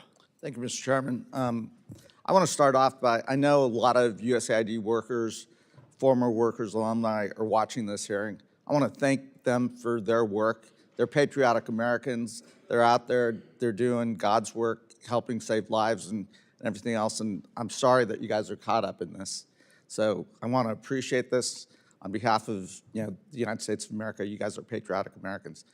I've visited with a lot of these folks. I travel a lot, gone into refugee camps, and have seen what they do in terms of life-saving stuff. And again, it's super important work that they do. It represents the best of American values, and it is really sad to see these folks get thrown under the bus. When we talk about stronger, better, more prosperous, I think we're all in favor of that. We're all in favor of working together. Mr. Chairman, Congressman Yoho's my classmate, and he may have been more conservative than you when he got to Congress. Ted, you and I traveled, I think, on your first trip abroad. We went out and saw some of these USAID projects. I watched you over time, become the champion of the BUILD Act, a champion of reforms, and we've continued to stay in touch. Now, what saddens me about this whole approach, now I'm not going to talk about Elon Musk. I'm not surprised by how he's approaching things, but this isn't Twitter. I don't want a 21-year-old tech bro going through deciding which programs we should continue and not continue. Mr. Chairman, I want us to work and do that work. We can go line by line, or we could hire Mr. Yoho to go through line by line and say, hey, here's the programs that make sense, here's the ones that don't. But that's our job. That's what we're supposed to be doing. That's our oversight. I don't want that 21-year-old tech bro, probably has never traveled anywhere, has no passport, doing our job. Let's do this work together. And I'm not here to defend every USAID program, but I do believe it serves a really important purpose for our values. We've read Heritage Foundation reports. I worry about what's happening in the Pacific Islands. They put out a good report. We've met with them. We're ceding our influence there. We're already seeing China step in and take things over. We're watching it in Cambodia and Southeast Asia. Programs that are good programs like demining, China stepped in, it's front page news. Let's not shut everything down. Let's make necessary reforms. Let's, as Congressman Yoho said, let's focus on humanitarian aid, let's focus on development, and let's look at the programs that do this. For the American people, the most successful development program in the history of the world was the Marshall Plan. That was us. That was the United States of America rebuilding Europe, creating stable democracies, preventing war, lifting hundreds of millions of people out of poverty. That was us. We can do this, and we can do it better and smarter and not betray our values as Americans. But we should do this. This is Congress's job. It's not someone else's job. And I'm willing to work with you to figure out what programs make sense. Let's write a foreign aid authorization bill. But let's do it in a smart way. Let's get former administrators in here. Let's us do the work, Democrats and Republicans, to rebuild a better, stronger, more prosperous USAID. Congressman Yoho, we're friends, and we've stayed in touch over the years. I appreciate the BUILD Act. That was bipartisan, and your leadership there. I am a little bit worried because I've heard President Trump talk about creating a sovereign wealth fund, perhaps making that DFC's mission. Will you actually talk about the difference between DFC and sovereign wealth fund? What I see is the DFC was designed for a specific purpose when we put it together. We wanted to move countries from aid to trade. That was our big thing. And I won't go into why I came up with that. We were on a Codell over in the DRC. And if they want to create a sovereign wealth fund, I think they should do that separately. And I think there was an executive order, in fact, to do that, which is good because if you put it in the DFC, it starts clouding the mission. Are we going to do development or are we going to do build the trust fund or the sovereign wealth fund? And you start clouding the mission and you get away from what I like to call purity of purpose. The DFC was for hardcore infrastructure projects that will bring in other investors in a region that needs those jobs and the opportunity so that we can wean them off foreign aid. Foreign aid by itself has not brought anybody into prosperity. But working together to build that infrastructure, to create that structure there, that brings in the opportunity, outside dollars, and then we create friendships and allies around the world. Great, increases thank you. trade. Mr. Chairman, I'm willing to work. Let's do the work here in Congress, in this committee, and let's build a better, stronger, more prosperous And I commend USAID. you guys for saying that. Could I just add something, if I could? Gentleman's time has expired. I do thank the representative for wanting to work on the State Department reauthorization and look forward to working with you on that. The representative from Tennessee, Mr. Burchett, is recognized. Thank you, Mr. Chairman. I want to submit for the record an article of why condoms cannot always be trusted. It's dated March 19th, 1993, and it goes on to say that USAID distributed around 800 million condoms last year, and this was in 93. The argument that condoms are not being distributed obviously has some holes in it, Mr. Chairman.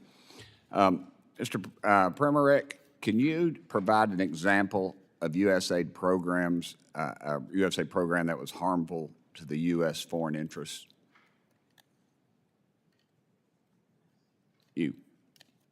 I probably didn't say your name Yeah. right. I've said No, it. that's okay, Congressman. Thank you. Nobody Yeah, gets, I think this Jonathan is- Jackson still doesn't get Burchett right, so we're good. Now, I've heard a lot about the issue of China, and I agree that it's very important to counter China, but the last 4 years went in the opposite direction. The strong counter-China infrastructure that we had developed over at USAID was simply dismantled by the next administration. I can't think of anything that's harmed the developing world than the climate agenda. It has pushed all of these countries, especially in Africa, to go green. Solar, wind, EV, who produces all of those materials? It's China. And then on top of it, we tell them, no, you can't develop your own fossil fuel industry because it's anti-green. So what happens? They can't generate the revenues to create good jobs at home. They can't generate the revenues in order to finance their own health, education, and other needs. And it increases the price of energy, which does what to the poor? It hurts them. The climate agenda has done more in increasing poverty and increasing hunger than anything else. Of course, the resentment that's building up from around the world that's much more conservative than we are on these woke things, it's extremely damaging. And look, a friend of mine at work provided me this morning with something that's very, very telling. Of the 19 of the top 20 countries receiving aid from USAID are part of the Belt and Road Initiative that China runs. Sure. I mean, this is showing that our efforts are not working. And I agree with Congressman Yoho and Administrator Natsios that the developing world, they want more trade, they want more investment. I don't care if you're speaking to government officials, business leaders, religious leaders. They don't want all of this other kind of aid where 50% of it is gone and we're violating their norms. Let me get a couple more questions in to you, if that'd be all right. Did USAID assist in illegal immigration on our southern border? I think that's something, it's both state and aid that's shared in that responsibility. PRM over at state, I think, is doing this. There was this whole thing about root causes and spending billions of dollars in Central America as if that would stem illegal immigration. But the problem with that argument is that these countries earn tens of billions of dollars of remittances. So the amount of aid that we're spending is such a tiny amount, it doesn't have any impact. If you want to stem illegal immigration, it's not foreign aid, it's closing the border. And we're seeing the results of it now. Did USAID fund foreign terrorist organizations such as the Taliban? You know, when I launched and led the Bureau for Humanitarian Assistance, we had an internal risk assessment tool, and I pushed it immediately into red because we were sending money in places where we didn't have an actual presence. In a place like Afghanistan, we're not there. All of the international NGOs that we worked through, they left, and the Afghans that had worked for us, they fled or were killed. So we have absolutely no idea what's happening with that money, but it's being spent. Before I left as the COO, I put in a very tough vetting requirement that anybody who touches the money must go through our databases to see whether or not these are terrorists. But the next administration just removed it. So I think we can safely conclude that we are. Those groups will hate us for free. Ted, does Congress authorize the spending for every individual USAID program? And that's to say, did Congress approve the $20,000 for the drag show in Ecuador or the $47,000 for a transgender opera in Colombia? No, they don't. It goes, again, those things happen without the oversight. And it's hard to do oversight when you have a big organization like that. And that's why, again, you have to have the purity of purpose, and we have to be diligent when I was in Congress to be the ones that say, we're not spending this money. Thank you. But those two projects are State Department projects. They're not USAID projects. That is inaccurate, sir. Did I say that? I didn't say that, sir, but thank you for putting words in my mouth. I would like to submit this article for the record, Mr. Chairman. So ordered. Gentleman's time has expired, and I'd add, they don't just happen whether we authorize or deauthorize. They happen because of bad people in USAID or the State Department that put these forward programs. You don't belong there if you're putting these programs forward, and their time at those agencies will come to an end. I now recognize the representative from California, Ms. Jacobs. Thank you, Mr. Chairman. First of all, a question for my colleagues. I know all of us probably remember Ebola from the 2014 outbreak that President Trump, a private citizen at the time, was particularly outspoken about and terrified of. For those of you who don't remember, Ebola is a disease that has about a 41% fatality rate, no vaccine, no treatment. It causes vomiting, muscle pain, and hemorrhagic bleeding. Pretty bad. I'd like all of my colleagues, please raise your hand if you would like Ebola in the United States. No one? You say your question again? Would you like Ebola in the United States? I'm glad the Trump administration approved Ebola response in Yes, their waivers. on that point, I ask for unanimous consent to enter into the record a New York Times article, Life-Saving Aid Remains Halted Worldwide Despite Rubio's Promise.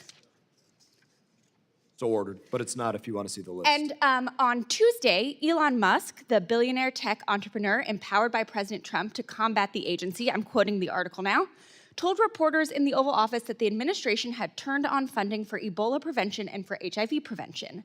But in reality, again, quoting this article, the Ebola funding and virtually all of the HIV prevention funding remains frozen, according to USAID employees and several aid groups. And that is because the payment system called Phoenix that USAID relies on to disperse financial assistance has been inaccessible for weeks.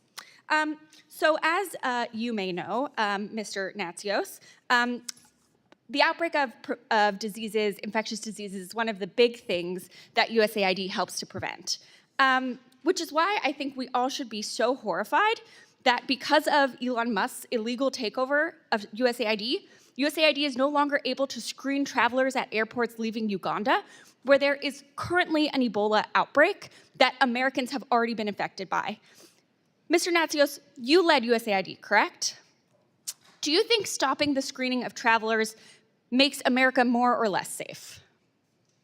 It makes us less safe, but I would add that there is, over the last 30 years, we've built a system in 90 southern countries for monitoring all infectious diseases, and that's the early warning system. So if an outbreak of any disease takes place, we know about it. The countries where, like China, where COVID started, I certainly wouldn't advocate having an AID mission there, but the countries where there's an aid mission, the ministries of health have been trained, and there's a comprehensive early warning system to protect us. That system is, in terms of AID support for it, has been shut down. That's right. I might also add— Sorry, I just want to reclaim my time because I have a few more questions, but I completely agree with you. So let's take my Republican colleagues at your word. You want to reduce waste, fraud, and abuse. I agree with that. You want to reform how USAID does its work. I agree with that too. In fact, I have bipartisan legislation to do that I'm happy to work with you, Mr. Mast, on. But let's talk about what's actually happening. So, Mr. Natsios, again, would you consider yourself liberal or woke in any way? No. Okay, great. Do you believe that USAID is a criminal agency plagued by waste, fraud, and abuse? No. And on February 4th, nearly the entire USAID workforce was notified that they were being placed on administrative leave. Mr. Natsios, would you say that removing the majority of the staff responsible for overseeing USAID's programs increases or decreases the risk of waste, fraud, and abuse? Well, it increases it because the oversight of AID officers are there for oversight. That's what they do. 40% of the staff of AID are compliance officers. They spend all day trying to make sure these things don't happen. They do happen sometimes because of where we work. And the USAID Inspector General agreed with you as the ranking member entered into the record, stated that all of USAID's oversight controls are largely non-operational. But instead of addressing this problem, Trump actually fired the Inspector General, who released this report the very next day. Mr. Natsios, does firing USAID's Inspector General generally reduce or increase waste, fraud, and abuse? Well, Congresswoman, I'm trying to stay out of the vitriol here, but the Inspector General is there to investigate abuse. And let me tell you how it works. People think that they watch us and then they find this stuff and then they arrest us and all. That's not how it works. The 80% of the investigations done by aid are initiated by aid compliance officers who call the IG and say, there's a problem, you need to come in here and fix it. So And then they work with them. Just to clarify, not only is this freeze endangering Americans, but Trump and Musk's argument for stopping this assistance to reduce waste, fraud, and abuse is a complete lie because they are doing the opposite. That's because this is not about oversight, it's not about reform. It's about completely gutting foreign assistance itself. With that, Mr. Chairman, I yield back. I thank the gentlelady for her questions, and I would remind everybody that Ebola response has been restored $250,000 through IOM, $1.5 million through UNICEF, another $250,000 IRFC, and others. The list goes on. And we should be supporting the correct programs. Uganda was brought up, and I would say, as an example there was a program, $5.5 million for promoting LGBT acceptance in Uganda. That is not life-saving, and that's not combating Ebola. Gentlemen from Tennessee, Mr. Green is now recognized. Thank you, Chairman Mass, and I appreciate your leadership, and I look forward to working alongside you to bring needed reform to our diplomatic strategy. We certainly have a lot of work to do, and this hearing is just the beginning. Accountability is coming. Thank you also to our witnesses today. The corruption going on behind USAID's doors has been a wake-up call for all Americans. As chairman of the House Homeland Security Committee, I spent the last 2 years exposing the Biden administration's sabotage of our border and the policies that kept America safe. I saw firsthand their willful refusal to protect this country. Under the guise of foreign aid, USAID has been an unapologetic front for a far-left agenda. It has become self-evident there weren't a handful of foolish policies, but rather a coordinated strategy of radical, idiotic, and often anti-American priorities. Idiotic, you say? Millions to teach Moroccans how to make pottery? The Moroccans were making pottery before we were a country. This entire debate today and the crocodile tears from Democrats just goes to show what's wrong with this town. Not a single Democrat I've heard has expressed dismay at the many examples of crazy, wasteful spending.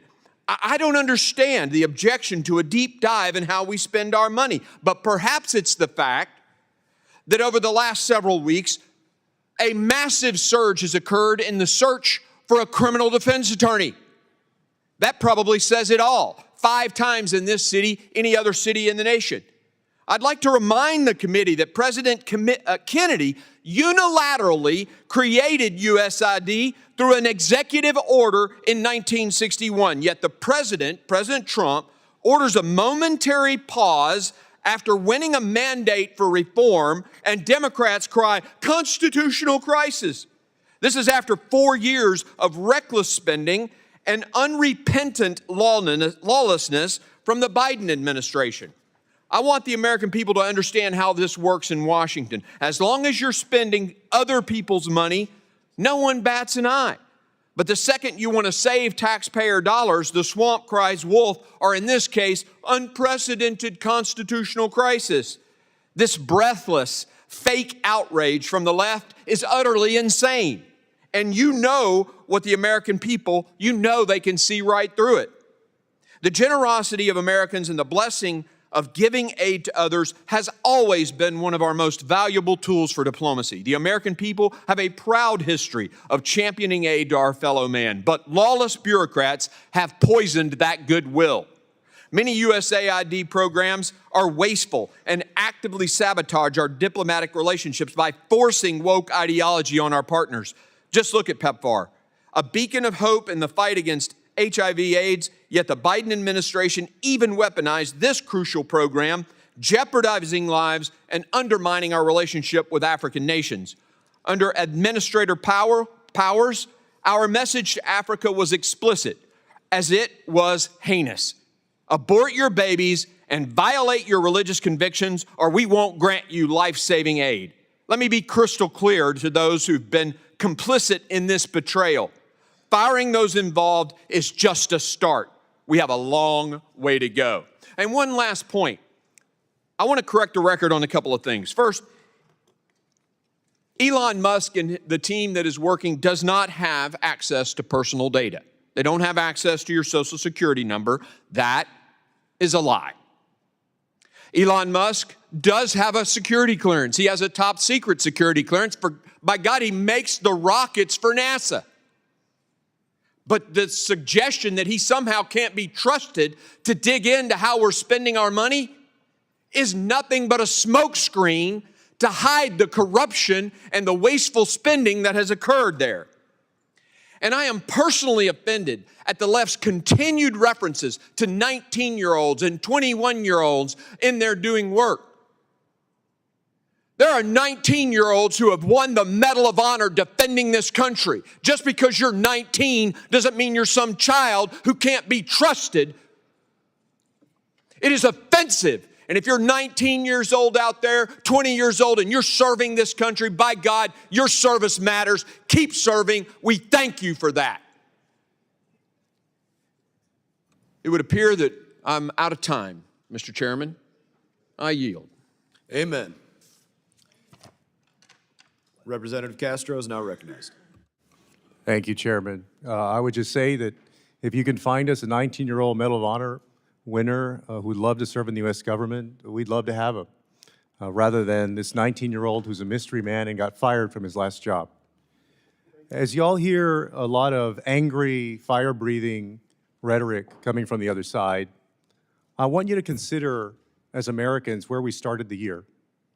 Our country, for all of the complaints and all the anger, is still the most powerful, prosperous nation on earth, with the lowest unemployment rate in decades and a strong economy, where foreign aid represents about 1% of our total budget. And yet, Elon Musk and this administration's attempt to illegally shut down USAID and freeze ongoing foreign assistance programs has been met with support and applause from some of the world's worst authoritarians.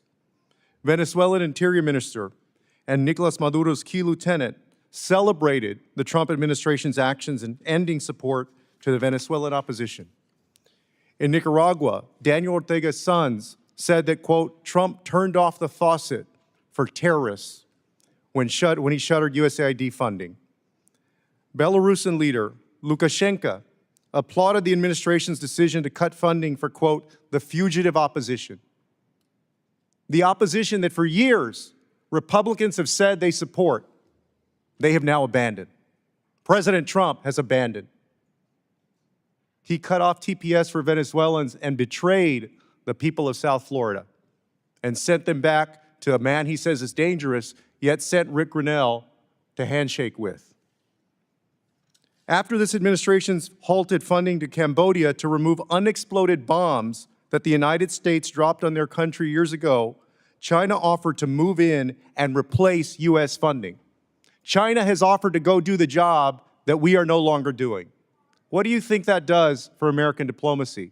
What do you think it does for our reputation around the world? What do those people think of us that we won't help them take away the bombs that we dropped years ago? Similar celebrations have come from leaders in Russia, Iran, Hungary, Cuba, and other countries as we've cut support to democracy activists in these countries. Democracy activists. Republicans have been eager to accuse Democrats of, quote, abandoning our allies. The reality is that the Trump administration abandoned our allies everywhere, and it didn't even take a week. Donald Trump has abandoned those fighting for democracy in Cuba, Nicaragua, Venezuela, Iran, North Korea, and China. He's abandoned Taiwan, freezing security assistance to the island nation facing threats of invasion from China. Donald Trump abandoned our partners in Indonesia, Malaysia, Iraq, and other countries fighting terrorism with the support of USAID. He's abandoned the country of Jordan by freezing security assistance, abandoned millions of victims of HIV/AIDS, supported by PEPFAR, and abandoned those suffering from malaria and TB. Donald Trump has also abandoned American citizens, American farmers that feed the world, whose produce is rotting in ports and warehouses, and our USAID professionals and families that he stranded abroad. Make no mistake, these decisions will come back to haunt the United States of America. And not only in terms of diplomacy, not only in terms of how people think of us in faraway lands, those diseases that we're no longer helping to cure, People will get sick, not only in those countries, but in the United States. And I hope that just as folks are taking credit for what's going on now, that when those diseases hit the United States, that they will take full credit for that. I have a question of the panel. I want to ask Mr. Natsios whether you think these actions, you were a USAID administrator, you saw the good and the bad, and you had reform. I had a reform bill myself, which some Republicans joined me on last Congress. You think the totality of this is making us stronger in the world or weaker? I think that our aid program makes us stronger, and I think USAID, prior to all of the controversy, was achieving that, except for the woke program that has been introduced, which has alienated very conservative Christian societies in Africa. And Mr. Natsios, I want to interrupt you for just a second, because there was an example of funding to help LGBTQ communities in Uganda. In Uganda, the death penalty was proposed for gay people. Right, right. Is that considered woke? Is that what they're using as an example of woke, is helping gay people because they're under the threat of death by their own government? Any violence against any person is not acceptable. So I understand what you're saying. So you would be for that funding then? What I'm saying is that we're dealing with very conservative society, Muslim and Christian, and we need to respect not what you're talking about, because that happened, I think, in reaction to us, actually, because it wasn't there before. But let me just say that we give, AID gives $1 billion a year to Christian NGOs, evangelical, Pentecostal, Roman Catholic, my church, the Orthodox Church, and mainline Protestant. $1 billion a year. All those programs are now frozen.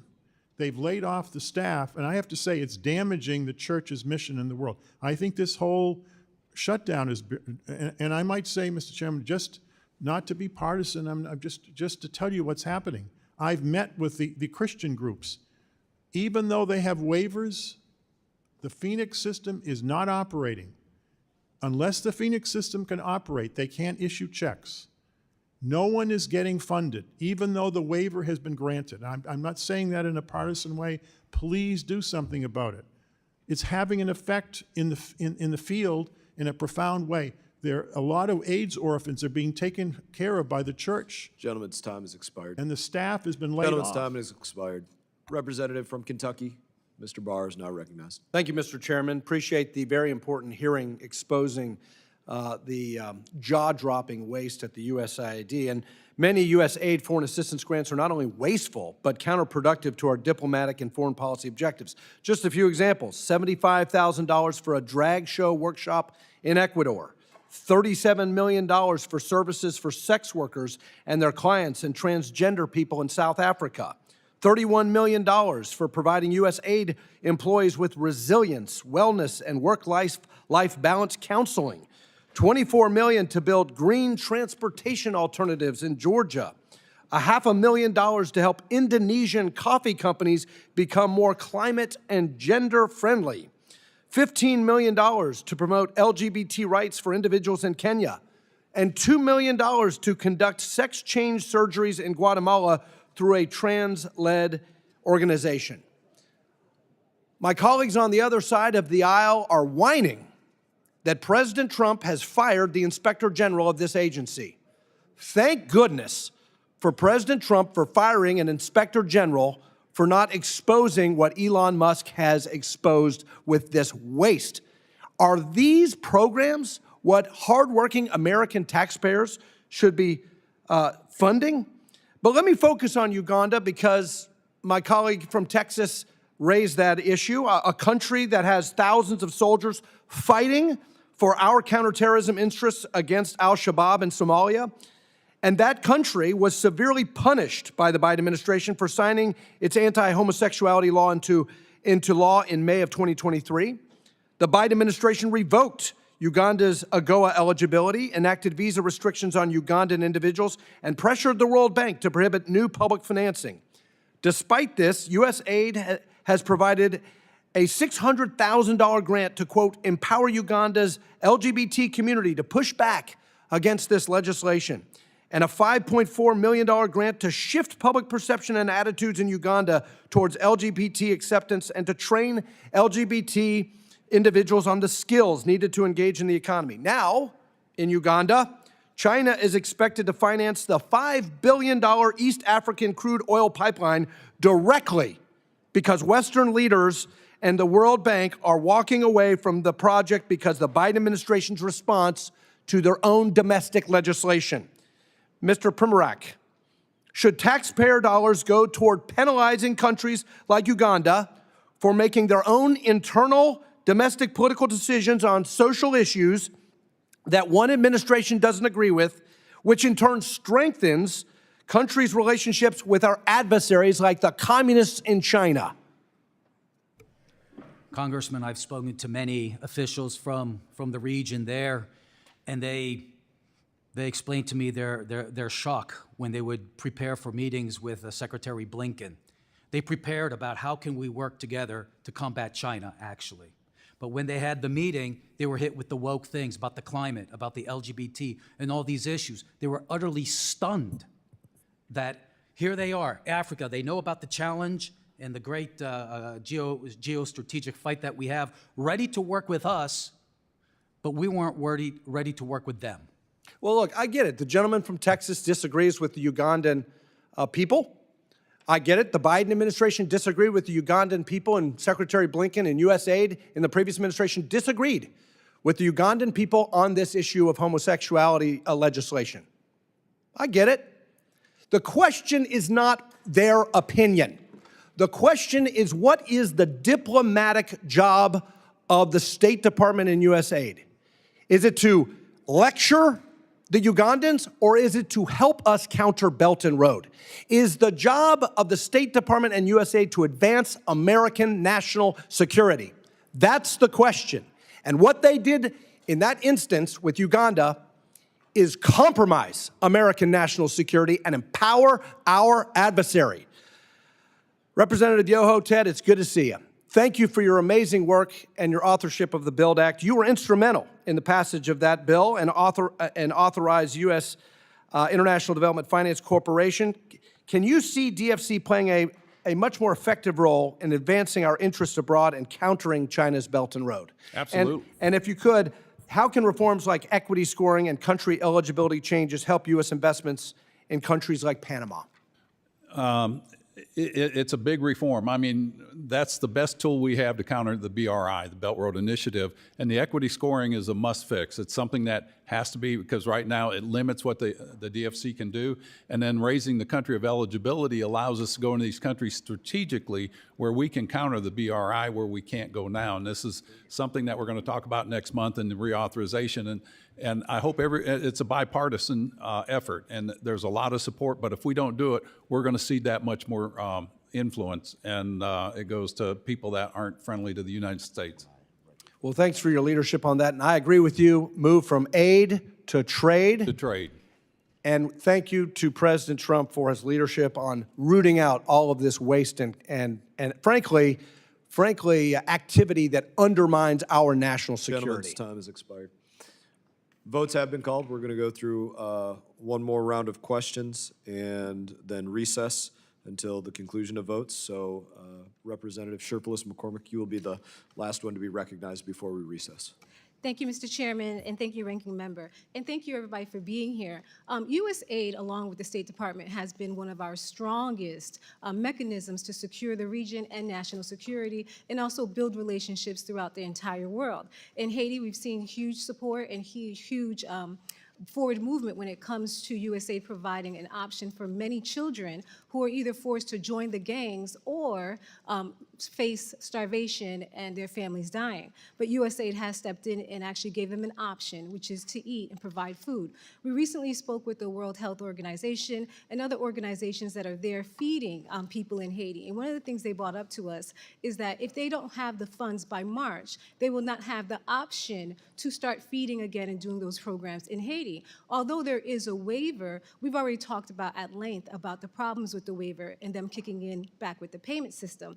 But we also have to talk about how there is not enough people to be working at USAID right now to facilitate that. We've gotten several calls of people who are anxious about what is going on, including people who are actually sending food out through our ports in Palm Beach. We've heard a lot of people wondering if their food's going to be sent. Farmers now are worried. We have over 23 farms that are being impacted in the state of Florida. So I have a question for you. My question is, I think we all can come together and agree that auditing USAID is actually a good thing. We can talk about where we agree and disagree. However, the real issue is implementation. We're finding that this implementation is creating extensive collateral damage to American citizens and also to our partners. And we're also finding that some of this damage is irreparable harm, meaning that we just can't fix it by giving them money. We're hearing more and more about people who are exposed and who need life-saving treatment who are not getting it despite the waivers. And so I believe that the strength of our nation is us following that constitutional privilege of us embodying and allowing Congress to actually determine the implementation. So I want to know for you, how much of USAID's programs are actually life-saving programs? Yes. Of the $38 billion last year, $15 billion was humanitarian assistance and emergencies, famine relief, disasters, civil wars. $8 billion was for health. Most, except for the family planning program, which is, the last time I checked was $275 million. Most of the health programs were life-saving. And so do you believe that if Congress That's about 55% of the budget. So do you believe if Congress actually had the opportunity to do its role in actually crafting out the implementation over DOGE, do you believe that we would have been able to substantiate or even to make sure that many people who are being harmed right now are not being harmed? Well, there's a problem now that's people who are being denied, who can't get the antiretrovirals because the system is shut down.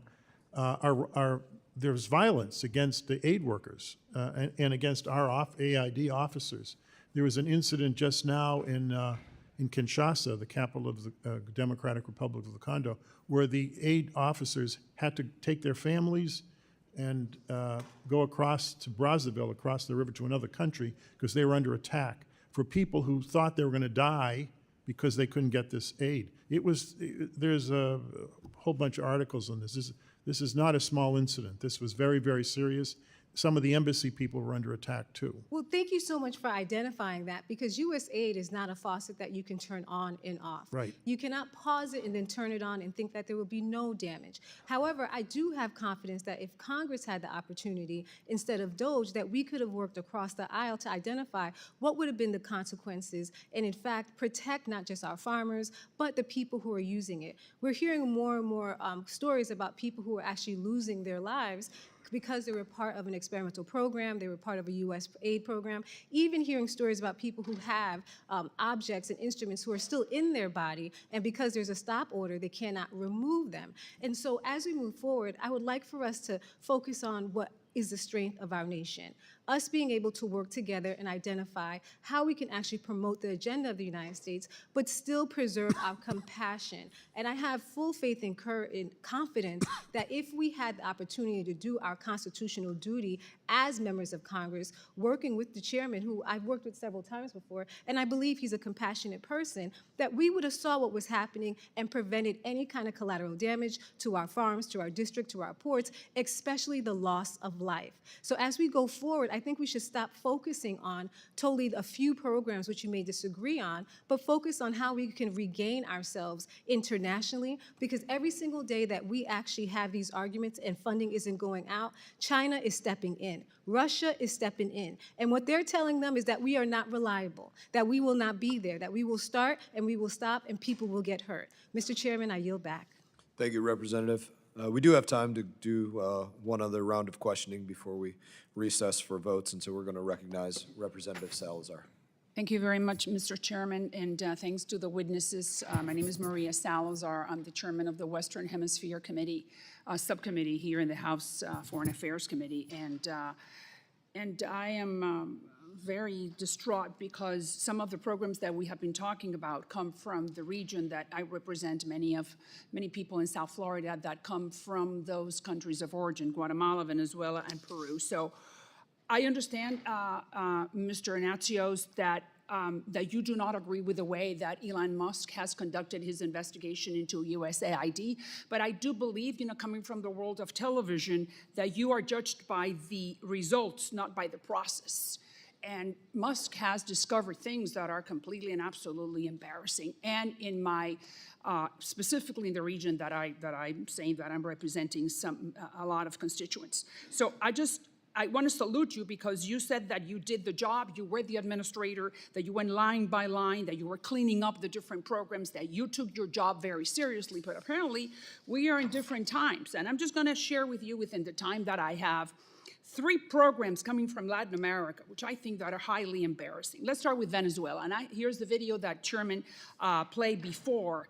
Venezuelans, they're fleeing Marxism. They're hungry. The average Venezuelan weighs 15 pounds less because of lack of food. We know that Chavez has destroyed the country. They make it to Ecuador. They're tired. And then they encounter that the United States, which is the beacon of hope, is offering this program to become a drag queen. So I think there's something wrong with that picture. And I'm not sure if we can play it again, but I just wanted your opinion. Well, that particular program was a State Department program. And I have great respect for the State Department, but I think it's appalling they did it, to be very frank with you. So you do not agree with those $35,000 No, invested? I don't. I think we should stick with our basic mission. Okay, well, but you agree that they have not. Not under you. Oh, but no, they have not. They have not. And Okay, I think so that let's needs go to be I just want to changed. hear your thoughts because unfortunately time Just one is of the comment, essence. $2 million for Native Indians in Guatemala. President Giammattei called me. I've never had a president from a country saying, I don't want the United States money. Highly conservative. These are the Native Indians in Guatemala, people who are just, flipping the tortillas and they just want to learn how to do a job, not sex change surgeries. What do you think about that? That's beyond what this AID mission is. I don't think we should be. That's all we need to know. Peru, in the Amazon. This is the jungle. This is not Jeff Bezos' Amazon. This is like where people have harsh conditions. They need mosquito nets to fight malaria. So $25,000 for diversity recruitment events. What is a diversity recruitment event in the middle of the jungle? I have no idea. Congressman, just one comment. You can move aid to do what you want by hiring a development professional, a conservative, who knows how to manage a large, complex operation. Mark Green was such a person, okay, under Trump. But then what happened between your time and this time? Tell me, what happened? Well, politics gets involved. Oh, politics. But then Elon Musk comes and tries to clean politics and go back to the original mission of the program. Is that correct? I think it would be useful if Musk and some of his staff would go to the field and see the projects. Well, I think I'm not they would take a different I'm view. sure they don't have time, sir, to do that. But what I'm saying is that he did something that, according to what you just explained, it brings benefit to the USAID programs. The USAID staff do what the political appointees tell them to do. Well, okay. They don't initiate these things. They don't. No. So that means that all these directives came from the White House. The White House, yes, and the State Department. So that, okay, but then the White House, the State Department responds to the White House. So you are telling me that under the Biden administration, the USAID lost its course, yes or no? I think AID needs to be more independent of the political wars in Washington. You just told me that the State Department is the one that directs Yes. that. Okay, and the State Department responds to the White House. That's correct. All right, so that means then that the White House gave the wrong directives to USAID. In my view. In your view. Good. Yes. Thank you. Well, that's all we needed to know. So now we have a new sheriff in town called Donald Trump, and then that guy brought another guy called Elon Musk to do the job, something that no one else has done before. So why do we need to criticize him? Because he doesn't know anything about development. He may be a genius at technology. He does not know anything about development. But The it stuff has, they've but been- wait. Development has nothing to do with what is the mission statement for USAID? Secure, prosper, and value American values. running Either $2 million for the native Indians in Guatemala to change their sex surgeries has nothing to do with that. $15 billion was spent on humanitarian assistance in emergencies and refugee camps. There's particular skills you learn in doing that. I did that. I understand, know but what you're that is. talking about what works. I'm talking about what does not work. Gentlelady's time Thank has you. expired. I appreciate, Chairman. Thank you, sir, for your time. I would also let you know, Ms. Salazar, that I've had numerous calls from ambassadors during the Biden administration who intend to provide us with the reprimands that they wrote against career employees who were undermining their work, doing these programs that they didn't want, but did them anyways, and the administration didn't care. And we look forward to bringing those things to light as well. We are going to recess. As votes have been called, as I mentioned, we are going to recess until 10:50, and we will look forward to returning. Committee stands in If you allow recess. me, I just want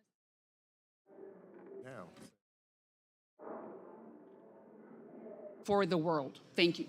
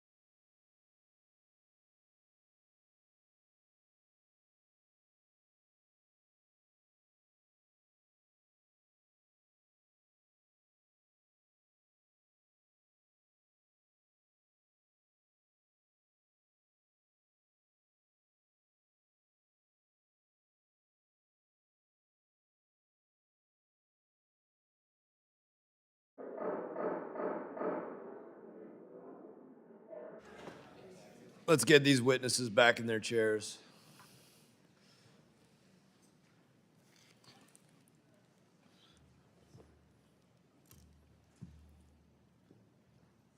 Committee will come to order. Chair now recognizes Representative Kamlager Dove for 5 minutes. Thank you, Mr. Chair, and to the ranking member. You know, I have noticed a theme with Republican hearing titles that always seem to have one word of truth in them, but they are strung together by callous duplicity, or as the chair said, lies.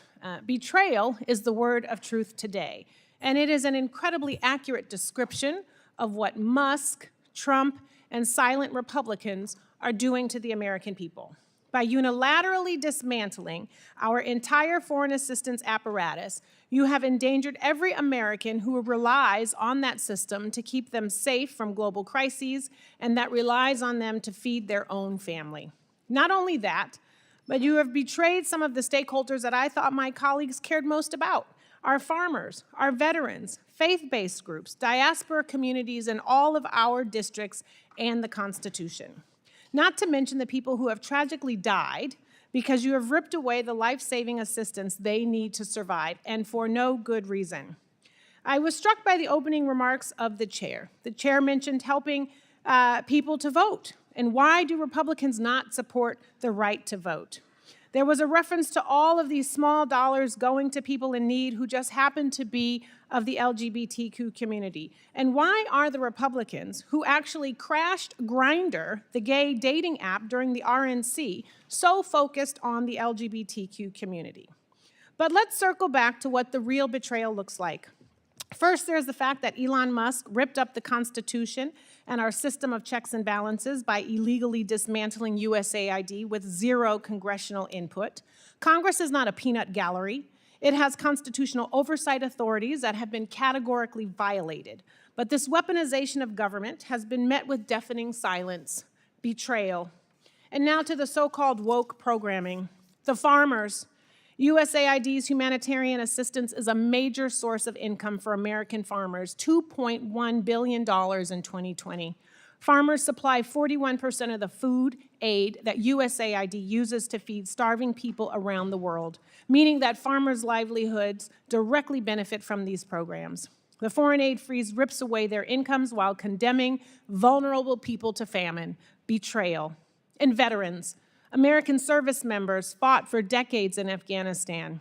Many of them are only alive today because the heroic service of Afghan interpreters, like my brother-in-law who served.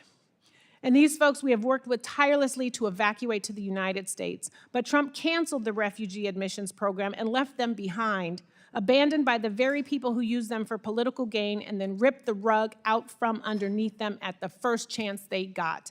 Betrayal. And then the Christians. USAID supports numerous faith-based groups in implementing humanitarian assistance in some of the world's worst hotspots because their faith teaches them that every human life has dignity, is sacred, and is worth saving. Cutting off aid has forced massive layoffs at these organizations and desecrated their life's work. I guess no one cares about religious freedom when it interferes with a billionaire's political agenda. Betrayal. And diaspora communities. USAID's support for Pakistani democracy organizations and flood relief efforts is now gone. Students in Burma benefiting from USAID scholarships have now been deprived of a better future. Venezuelans who relied on USAID-funded integration services to build a life outside of Maduro's oppressive regime are now left in the lurch, and the Republicans are deporting them back into terror. You can claim to support any of these communities. How you can do that is beyond me. It is hypocrisy and it is betrayal. And finally, the American people. Every American is less safe today because USAID is not out in the field stopping crises from reaching our shores. If there was a pandemic-like disease outbreak that risked spreading to our shores, we could not respond. If there is a natural disaster in Mexico or the Caribbean that would drive people to our border, we could not respond. The dismantling of those protections is an unequivocal betrayal of the American people. Oh, but what about that new $400 million contract the State Department is just signing with Tesla for Cybertrucks? because I guess people need Cybertrucks more than they need malaria pills. So now to my questions, if I have time. Mr. Yoho, in your testimony, you touched on the important work of American farmers and the work of American universities in USAID Feed the Future Innovation Labs. What capabilities do we lose domestically, and what domestic constituencies do we hurt by eliminating these programs? Those are important programs that have worked, and by this pause that we have right now, I think the goal is, instead of putting blame everywhere, we focus on how we get these things back online to do the work they have done. If you look at like the RUTF program, the Ready-to-Use Therapeutic Food Program, that saved over 17 million children, and it sources products from 27 different states in America that provide, income for our farmers, and those are things that we need to get back online as soon as we can, and I think you'll see that. There is a reset. It had to happen. Shame on us when I was in Congress that we didn't do these things earlier. It's done, can't go back, we can only go forward. Thank you, and I yield back. Thank you for the time, Mr. Chair. You're welcome. And in answer to the question, the reason LGBTQ is the focus is because that's what became the focus of USAID and State Department. It was not the exception, it was the rule. We're just reading off the lists of grants and pages and pages and pages more. I now recognize Representative Kim for 5 minutes. Thank you, Chairman Mast, for holding this hearing. I want to thank all of our witnesses for joining us today. The U.S. foreign assistance has long been a very powerful soft power tool to advance our American leadership by building trust with our allies, promoting democracy, stabilizing terrorism-prone regions, and providing market access for American businesses. However, we have seen serious and credible cases of wasteful uses of American taxpayer funds abroad. For example, $2.5 million were sent through USAID to build the electric vehicle charging stations in Vietnam. How is this spending critical to U.S. national security or advancing our American interests? They're not. Unfortunately, these cases of unproductive spending abroad undermine the many targeted, valuable, and effective foreign assistance programs that are essential to our national security. Mr. Yoho, as you know very well, the strategic competition with China and its Belt and Road Initiative is a top priority for the East Asia and the Pacific subcommittee that you once chaired and I now currently chair. Xi Jinping is watching and he's waiting for the chance to fill any U.S. vacuum. And already there have been many reports of Chinese Communist Party officials signaling their willingness to replace USAID in Nepal and demining activities in Cambodia. And these are just the instances that we know about. Even critics of USAID acknowledge the critical soft power value of targeted and efficient programming. So let me ask you, if USAID is fully merged into the State Department, what specific authorities will the State Department's Bureau of East Asia and the Pacific need to effectively implement USAID programs to directly counter CCP's influence in the region, such as training journalists to expose illegal CCP information tactics or strengthening critical infrastructures there? I think the important thing they can do is get it back online as quick as they can and put people, authorize them to get back into the field, the implementers. The State Department can do that, but I don't know if they have the bandwidth or if they have the expertise and the capability. The people that were there on the ground with USAID, as Minister Natsios said, these are the people that have institutional knowledge and they know how to do that. They're not R's or D's, they're mission driven. And I think we can get some of those people back in there that are experts in their field to move America's agenda forward of, are we going to be safer? Are we going to be stronger? And are we going to be more prosperous? And if we do that, those countries will be too. And it counters China. And if we're not there, China will be there. Sure. So I'm glad that Secretary Rubio issued waivers for life-saving humanitarian assistance programs. However, I'm also hearing many concerns regarding the lack of clarity on those scope of the waivers and challenges with getting paused programs restarted. It's hard to restart them if we completely turn the lights off, right? So what recommendations do you have for the administration to ensure an effective waiver process? Again, moving forward, I think the quickest thing they can do and the most effective thing is identify the program that you want to do, and then put the people in there that know how to implement that. That could be at state. There's people at USAID, and I know there's this big black eye on USAID, but I think we need to look at what they did do good. You know, it's like a cake recipe. One drop of kerosene in a cake batter ruins the whole thing. So what happened and what's been exposed doesn't mean the whole thing was bad.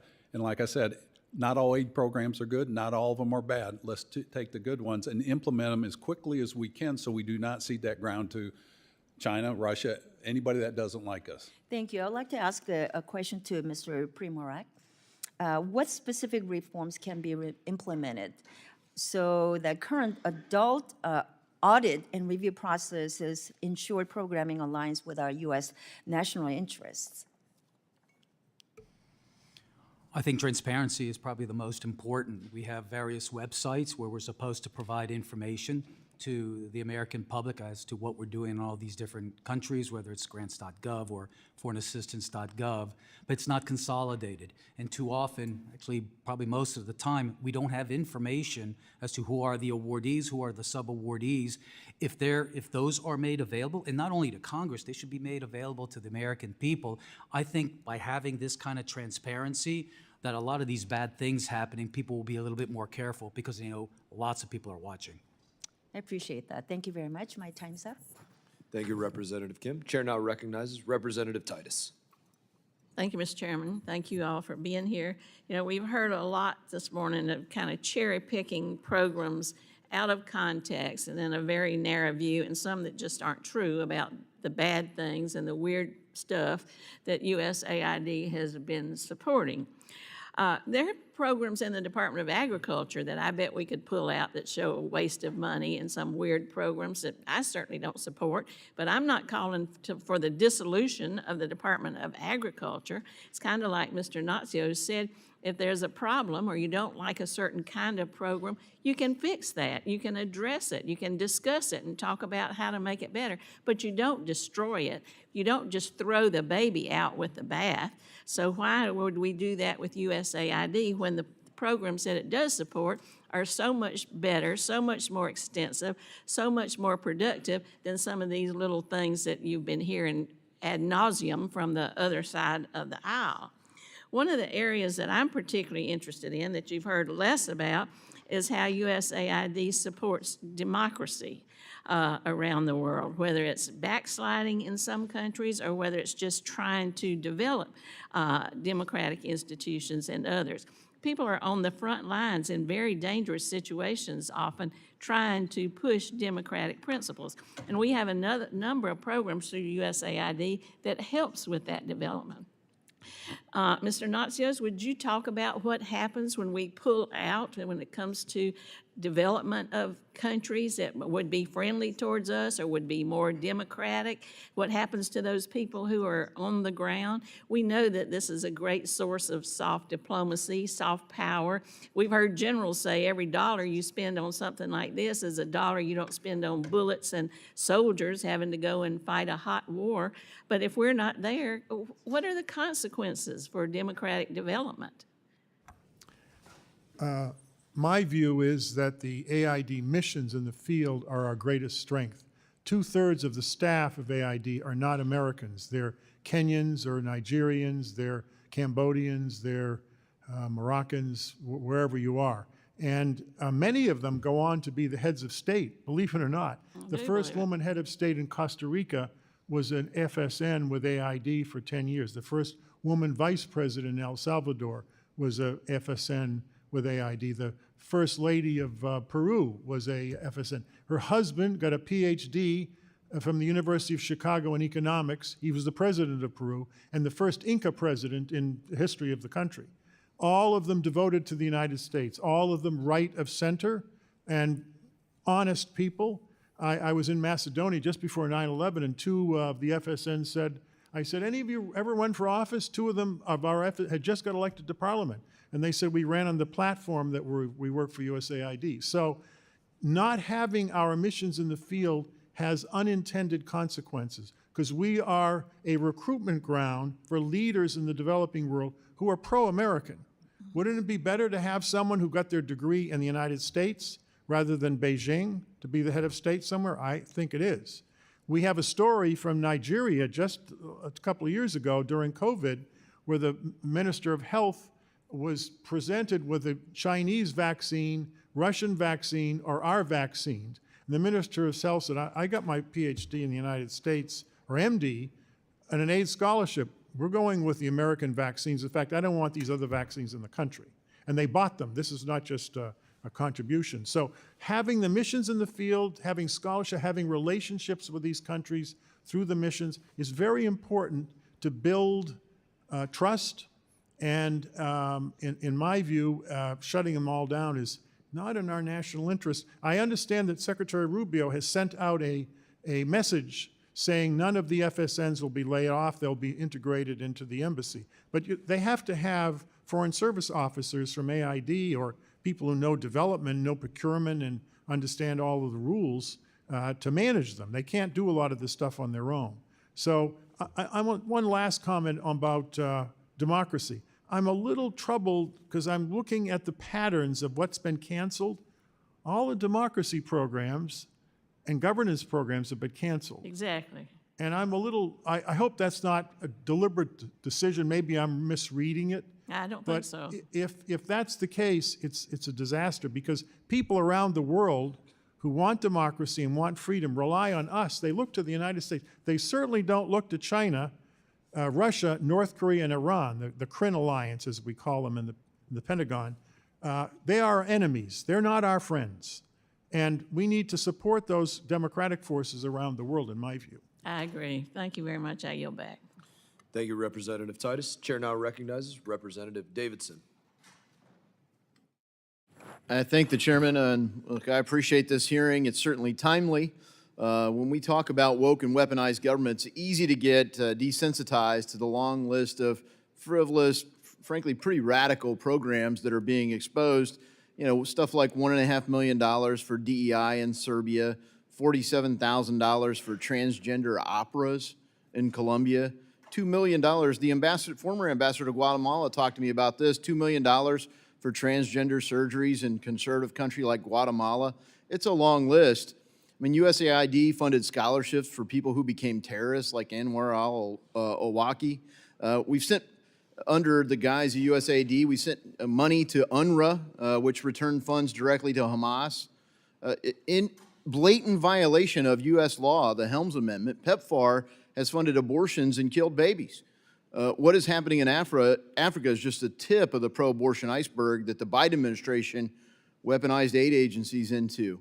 It also happens to be against the law that Congress has passed. So USAID funded independent media, so-called, in Hungary, but it was actually trying to run a color revolution playbook to overturn the government, very popular government of Prime Minister Viktor Orban, who's a NATO ally.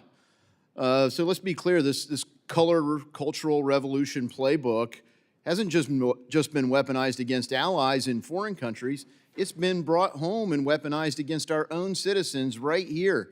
If you had unapproved opinions of COVID vaccines or origins of COVID, or maybe the Hunter Biden laptop story, there was almost certainly a puppet NGO working overtime on taxpayer dollars, which contradicts the word NGO in the first place, to shut down or deplatform speech in America. That's a clear violation of the First Amendment. So, look, our staff has heard every day from terrible stories about the abuse of our government in conflict with our own national interest in places like Uganda, where if they don't embrace aborting babies, they will be retaliated against and have aid taken away from them. I mean, coercive activities. So thank goodness President Trump has brought us back into the Geneva Consensus Declaration, protecting life, building pro-life, and other values that align with America First policies They advance our interests, but they also help our allies advance their interests. And that's probably the most, it's terrible to waste the money, but it's also terrible to not just waste it, but to actually work against the interests of the United States. So, look, I agree that there's probably some things, and we'll get to those things, that are good. But when you have a completely non-responsive agency actively working to undermine the guidance that Congress is giving them, they don't steer. So last July, Marjorie Taylor Greene, a colleague of ours, introduced an amendment to defund USAID.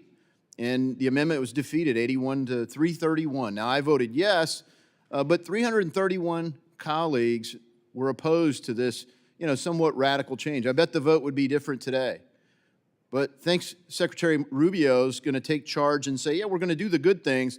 We're just going to turn it off and we're going to clean house. And I think that's where they were. We knew there were abuses there, but, that's what we're up against, folks. So let's just, Mr. Primorac, you've written about disgraceful efforts in the Biden administration to bully conservative countries into accepting radical gender theory, abortion policies, a far-left agenda.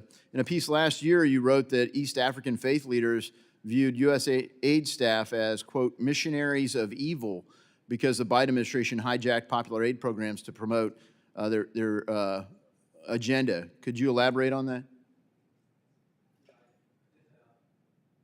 I traveled to Africa a couple of times last year and spoken to many of them who visit here in the United States. And many of them, like me, remember the 1990s, where I was involved in democracy development, and we helped turn the former Warsaw countries into allies of the United States. But these were values that were akin to our Bill of Rights. Things have really radically changed a lot. I've spoken to a lot of faith-based organizations that are feeding hungry. In Kenya, for instance, they have so many refugees from surrounding countries. Some of these dioceses, they simply will not take U.S. funding because it's tied to all. It had been tied to all of these things. I did I monitored or moderated a panel on Africa at Liberty University, and a governor from the northern part of Nigeria had a conversation with Samantha Power, who told her that you have to tie food aid with all of this other woke stuff. Crazy leverage. And look, I wish I could talk more, and I will submit questions for the record because, Mr. Yoho, look, nevertheless, there are certain things post-USAID's demise and the imminent funeral for this agency that we might want to keep intact. So how do we advance our interest? I look forward to collaborating with you all, and I yield back. Thank you, Mr. Davidson. Chair now recognizes Representative Amo. Thank you, Mr. Chairman. Mr. Chairman, it's ironic that this hearing is called the USAID Betrayal because Donald Trump betrayed USAID. He betrayed the agency's mission and its employees. He betrayed the American workers and the businesses supported by USAID contracts, and he betrayed the literal starving children who rely on food from USAID to stave off hunger.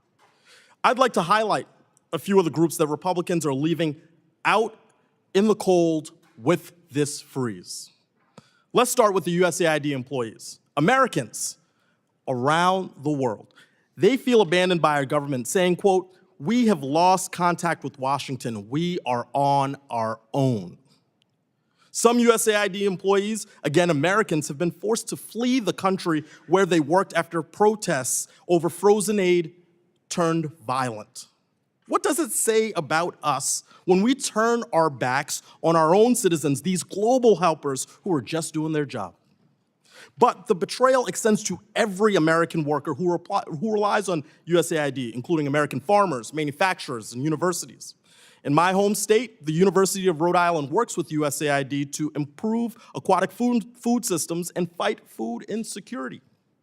Right now, the university is unable to access nearly $300,000 they are owed. Let me repeat, universities are being stiffed for work they have already completed. And that was before the funding freeze. What kind of government refuses to pay its debts? Might be a government led by a multi-time bankrupt billionaires, I suppose. But of all the people affected, the worst impact of this betrayal fall on those who rely on USAID for food and medical care. People are already dying because of the aid freeze. As you heard earlier, yesterday we learned that a 70-year-old woman in Thailand died because the aid freeze cut off her oxygen supply and her access to care. Whether from lack of medical attention or from starvation, more people will die because of Trump's decision, and my colleagues on the other side having a collective silence. It's mind-boggling. This food aid was funded. Some of it was already purchased. It is ready to feed starving people.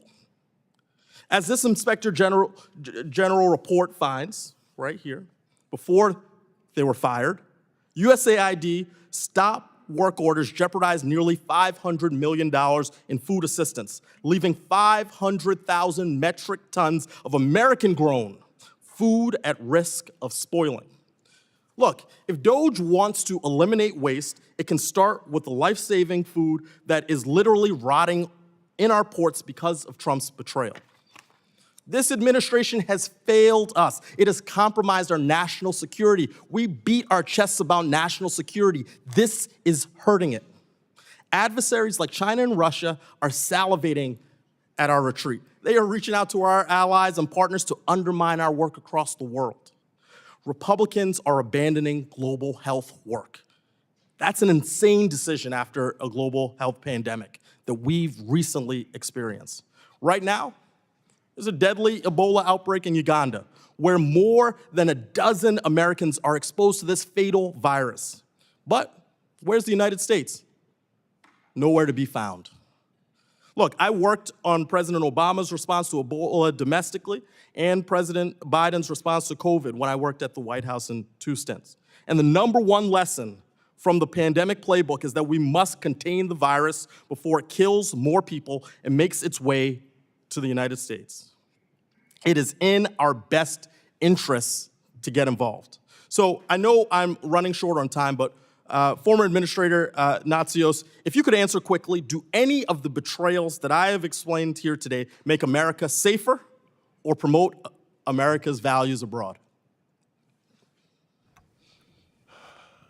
I do believe that a robust foreign aid program, properly managed, is in our national interest. I wrote an article for Foreign Affairs that came out 2 weeks ago, February 7th, with a realist policy, not a liberal internationalist policy, on how we should run our aid program during this period of great power rivalry. The basic argument is that, humanitarian assistance and health should be based on need only.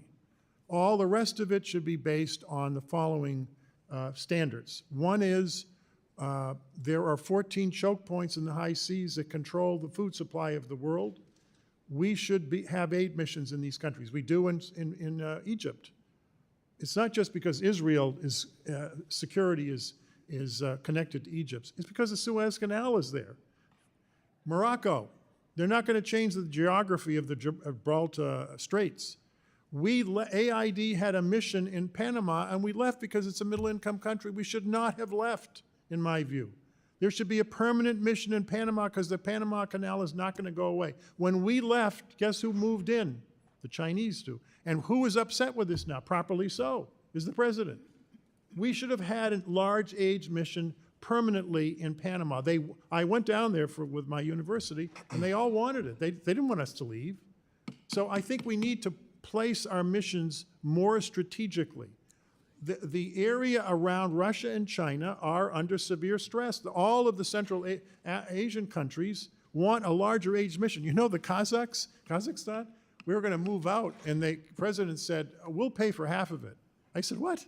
It's an aid program. He said, we don't want you to leave, Mr. Natsios. We want aid here. We want the United States here. And we value what you're doing, so we will pay from our gas revenues half of the cost of the aid program. Thank the gentleman for his response. Gentleman's time Chairman, has I expired. ask unanimous consent to enter in the article from which I cited. So ordered. Gentlemen may want to find a time to apologize on Twitter or somewhere else to the administration, or thank the administration, as $6+ million, as one example, has gone to the WFP, the World Food Program. $250,000 in one line item for Ebola response, another $1.5 million for Ebola response, another $250,000 for Ebola response. The list goes on and on. Those are programs that have moved forward, and it goes exactly to your point of being more strategic, not doing the absurd, crazy BS that has been done in the past. It all comes to an end, and can't wait to have the people come here and literally stand before us and answer for the craziness they've been doing. Representative Baird is recognized. Thank you, Mr. Chairman and Ranking Member, and thank the witnesses for being here. And Dr. Yoho, it's always a good just when I can see you. So, but you know, I want to express that the American people really deserve not to have their tax dollars spent on the programs that Chairman Mast mentioned earlier in his opening statement. And I really appreciated Emeritus McCall reminding us about how the USAID came about. And it was really initially created, as was said, to combat the Soviet Union and their efforts to spread communism around the world. So it's disappointing to hear about the billions of dollars being distributed to foreign countries, and some of those are our adversaries, that without really accomplishing our mission. So we have people here at home that are really struggling. For example, those that are still sleeping in tents after some of the hurricanes, and it's cold winter time. And so I think you can recognize, and I'm sure you recognize, the importance of taking care of our own people. But anyway, Dr. Yoho, thank you for your service in the 113th Congress. And I'm interested in agriculture just as I know you are. So I would really be interested to hear your perspective as a veterinarian on the impact of early detection of zoonotic diseases and the development of early detection and vaccines for controlling some of these diseases. And Sure. Thanks for that question, because it's very important. You know, there's so many things that are going around. The things that affect people in pandemics and epidemics and things like that originate in the animal world, the zoonotics. There's 27 viral families that come through, and we saw the effect of COVID. I mean, COVID is in the animal world, it's in the human world. The thing we're looking at now is H5N1, the highly pathogenic avian influenza.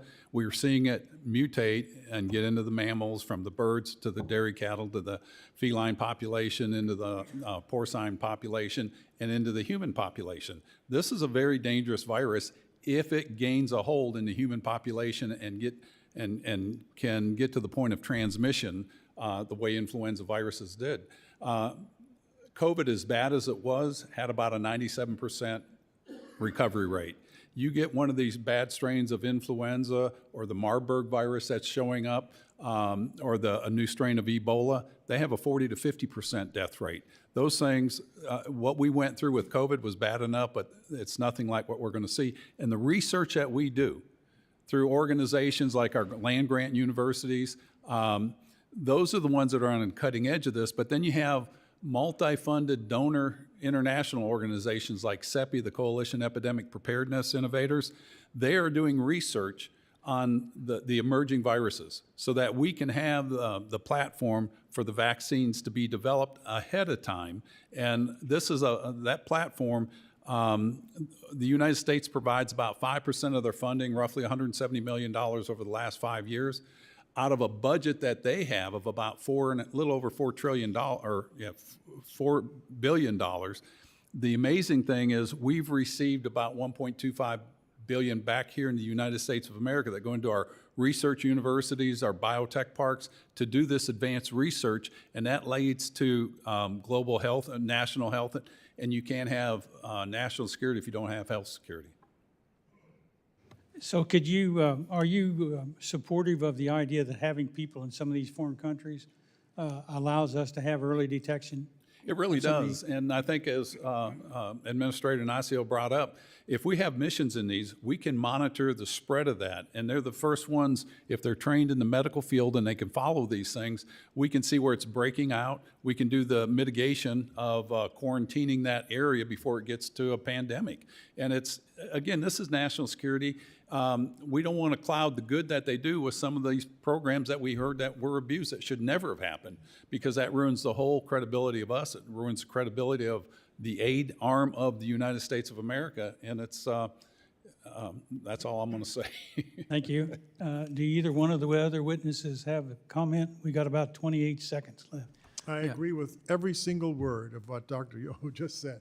He's absolutely correct. That's And good. I didn't think of adding in the zoonotic, the animal diseases, just from a veterinary point of view, in terms of monitoring. That's a very good idea. Stick around a while. I would just add that well, these are important ideas, but we also have to strengthen the capability of other countries to be able to do it on their own. Countries in Africa and Latin America, it's like year after year we're spending a ton of money and we're not getting ownership from these countries. And that to me is a better, more mature relationship. Thank you. Thank you. And my time's up, and I yield back, Mr. Thank Chairman. you, Mr. Baird. Chair now recognizes Representative Jayapal. Thank you, Mr. Chairman.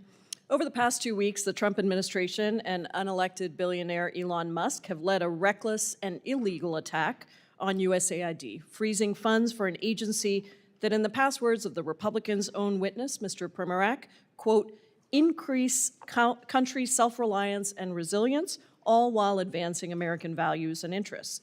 Stopping USAID's work jeopardizes millions of lives and billions of dollars of investments in American small businesses and farms, all while undermining our national security, diplomatic efforts, and global influence. It's great to be on this committee. Before coming to Congress, I actually spent many years working for a Seattle-based global health nonprofit organization that employs about 1,600 people in my district as well as around the world, and many of our partners were USAID funded, and so I got to see firsthand the direct impact of effective USAID programs and life-saving work all over the world. The devastation that's being caused by this irresponsible funding freeze is alarming and painful, even though Secretary Rubio did backtrack from Trump's order and said that life-saving humanitarian work would be exempt from the freeze on foreign aid through a complicated waiver process. That process has been a mess. Funding has stayed frozen, even for programs with a waiver. And now there's a new directive that again puts any approvals for these waivers on hold. Drug deliveries have been stopped, life-saving food is rotting at ports, and we have abandoned people with experimental drugs and medical products in their bodies, cutting them off from the researchers who supervise their care. So let's be clear, this conspiracy theory-driven liquidation by DOJ is about trying to come up with spending cuts. That's the other committee I'm running back and forth between. However minor in the grand scheme of things, that they hope will finance the extension of Trump Tax Scam 2.0, the effort to make American taxpayers pay for tax cuts for the wealthiest. Dangerously, it's also about fueling an erroneous belief that America spends too much on foreign aid that does not serve American interests. If you ask any American, or the average American in this country, how much we spend, they'll say 25% of our federal budget is going to foreign aid. And I'll tell you what, give me a number that you would be willing to spend on foreign aid, and we'll agree to spend it. And they'll say 10%. But guess what? We actually don't even spend 0.75% of our entire federal budget on foreign assistance. And so the reality is that USAID spends much less than most Americans think, and the impact for that tiny amount of money is extremely important for our diplomatic efforts, for our national security, and for our relationships and global presence on the stage. Mr. Natsios, you are the former Massachusetts Republican Party chair. You served as the U.S. administrator under George W. Bush. Can you briefly explain why the average American should care about USAID money and work, and what are the benefits to the average American? And I have a couple questions for you, so just be brief, please. We can't shut ourselves off from the world because our borders, we have a huge problem with the border. I have no doubt that that's a legitimate issue. We need to deal with it. But I'll tell you what's going to happen once the border is impregnable. They're going to come through the coastline. And you can't put walls up for the whole coastline of the United States. It's too big. I live on the coast in the summertime. We even live in Texas, but in the summertime we live in Maine because it's a little hot in Texas. And I don't want walls up on the coastline in Maine. So how do you deal with that? You make sure that if famines are starting, you stop them before they get out of hand. You know what people, at the end of any famine, people start moving en masse. When you have an earthquake, as we did in Haiti, what do people do? They start leaving the island. Where do they come? They come to the United States.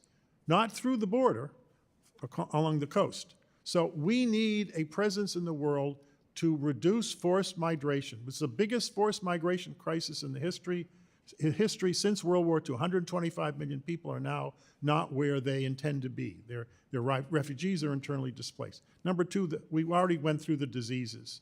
It's not in American interest to have a disease get out of control because it's going to be a catastrophe for all of us. And Dr. Yoho is absolutely correct. This pandemic was nowhere near as bad as 1918. 5% of the world's population died in 1918 in 6 months. I'm going to stop you because I have one more question before I get to the end of my time. The waivers. Secretary Rubio said these waivers are there. Are they working? Even in PEPFAR, are they working? Are we getting money to these life-saving programs? I have spoken to the Christian NGOs because I know them. That's the community I come from. And they said they appreciate the waivers, they have the waivers, but they are not, there's no money flowing to them. That's what they told me. A waiver doesn't feed feed families. Why, families. many of them are old friends of mine. They would not make this up. Thank you. I yield back. Thank you. I just want to congratulate RFK, who has just been confirmed by the Senate. Say congratulations, speaking of health, and say now Representative Self is recognized. Thank you, Mr. Chairman. There is an advantage to being this far down the dais. There's too much material to cover that's come out of this briefing. So to my colleagues on the other side, they like to talk about this firing of the IGs. They forget the 2022 law that specifically says 30 days paid, then you can be fired. And then the unelected people that are working in the executive branch, as far as I know, there are only 2 elected people throughout the entire elected branch, executive branch. That's the president and the vice president. Every other one of the 2 million plus the 12 million contractors are unelected. So everybody that we are praising, as well as the people that we are condemning, are all unelected. Mr. Natsios, it's either you or during one of your colleague on the other aisle during your testimony said, well, it's only a small number. And it reminded me of the reporter that said about the Argentinian gang taking over just a couple of apartment buildings. Well, it's only a couple of apartment buildings. This country is $36 trillion in debt. We are trying in this Congress to do something about that, but we have taken all of these small amounts now for decades, and they now add up to $36 trillion in debt. So every small amount is crucial. 40%, you said that 40% of the USAID are compliance officers. That's not the issue. What are they complying to? During the Biden administration, they were complying to things that were not in the interest of the United States. I don't care about the percentage. What are they requiring compliance of would be my question. So this is for Dr. Yoho and Max. So the title of this agency is Agency for International Development. Is it not? Is that correct? Mm-hmm. International Development. So just in the few grants that we've been looking at, there is a USAID for activities in DC to provide USAID employees in DC with counseling, organizational resilience, wellness, and work-life balance. Now, I realize that DC might be different than the rest of the United States, but it's not international. We'll skip over and having worked in both the third world, Africa and the Middle East, we'll skip over the climate change because a poor country doesn't care about climate change. They care about survival. But I want to go to a USAID contract, excuse me, for activities in Albuquerque. And this is for you, Mr. Yoho, Dr. Yoho, excuse me. Emergency DEI support in Albuquerque. Now, I assume that's Albuquerque, New Mexico. So it was in 2022 through 2023. So it may have been in your last budget. Were you aware of emergency DEI support? Probably not, It's an unfair question in Albuquerque. So, and then the last one I want to talk about is another USAID for activities in DC. Now, this one is really interesting because it is to hire an LGBT advisor for the USAID's U.S. Personal Services Contractor Program. But the interesting thing about this is it is to undisclosed contractor. Wow. That one requires some sort of investigation. So my question is to you, Mr. Natsios, why do we have activities in the United States if this is international development? Well, I haven't read that, so I can't tell what's in, but I can tell you Microphone. Sorry. I can tell you I was in a commission, this is when I was teaching at Georgetown after I left AID. A number of officers came back from Afghanistan and Iraq whose colleagues had been murdered by Taliban. We lost a large number of contract staff in both countries, and they committed suicide. And so they created a commission, which they asked me to serve on, and I did, to see what we need to do when people come back. Because, and this is true for the military, my son was in Afghanistan, I was in the first Gulf War as a major in the Army Reserves that was mobilized. Actually, I was in the Bush administration. I left to go to Iraq. And there's a suicide problem in the U.S. military. So I believe, but I'm not sure, that may have been counseling, because they do it in an organized way. If they see depression when people come back from the field who've seen a lot of violence, then they put them through. I'll actually give you that, because you're right. We still have 17 military veterans that commit suicide every day. Right. I'm on the VA committee as well. I was in Afghanistan and the Gulf for Iraq. Let me mention the compliance officers, what they comply with. It's a very good question. The federal acquisition regulations, which were passed by the U.S. Congress, I might add, it's 2,000 pages long. I tried to read it when I was the aid administrator. I almost jumped out the 4-story window. They are so complicated. They're worse than the IRS code. We have to comply with them. When people say, well, why is the aid stuff so complicated? Let me stop you there, because leadership matters. And in the Biden administration, leadership came from the top. We will not, and Mr. Chairman, I yield back, but that is the central point. It's not the regulations, it's leadership at the top, and I yield back. Thank you, Mr. Self. Chair now recognizes Mr. Olszewski. Thank you, Mr. Chairman, and thank you all for being here and your service. I'll just start with a point my colleague just made about the Inspector Generals. In fact, there are provisions to remove an Inspector General, but again, they were not fired in any of these cases. Inspector General firings, the President must provide Congress 30-day notice and, quote, substantive rationale, including detailed and case-specific reasons for the firing. And to my knowledge, that has not taken place. I really appreciate, again, you all being here. I'll just reinforce the point that was made by Ranking Member Meeks earlier, that I think that as helpful as these conversations are, it would be even more beneficial, especially as a new member, to have representatives of the administration also at the table so that we can hear directly from them about what they're doing, why they're doing it as we exercise our oversight work.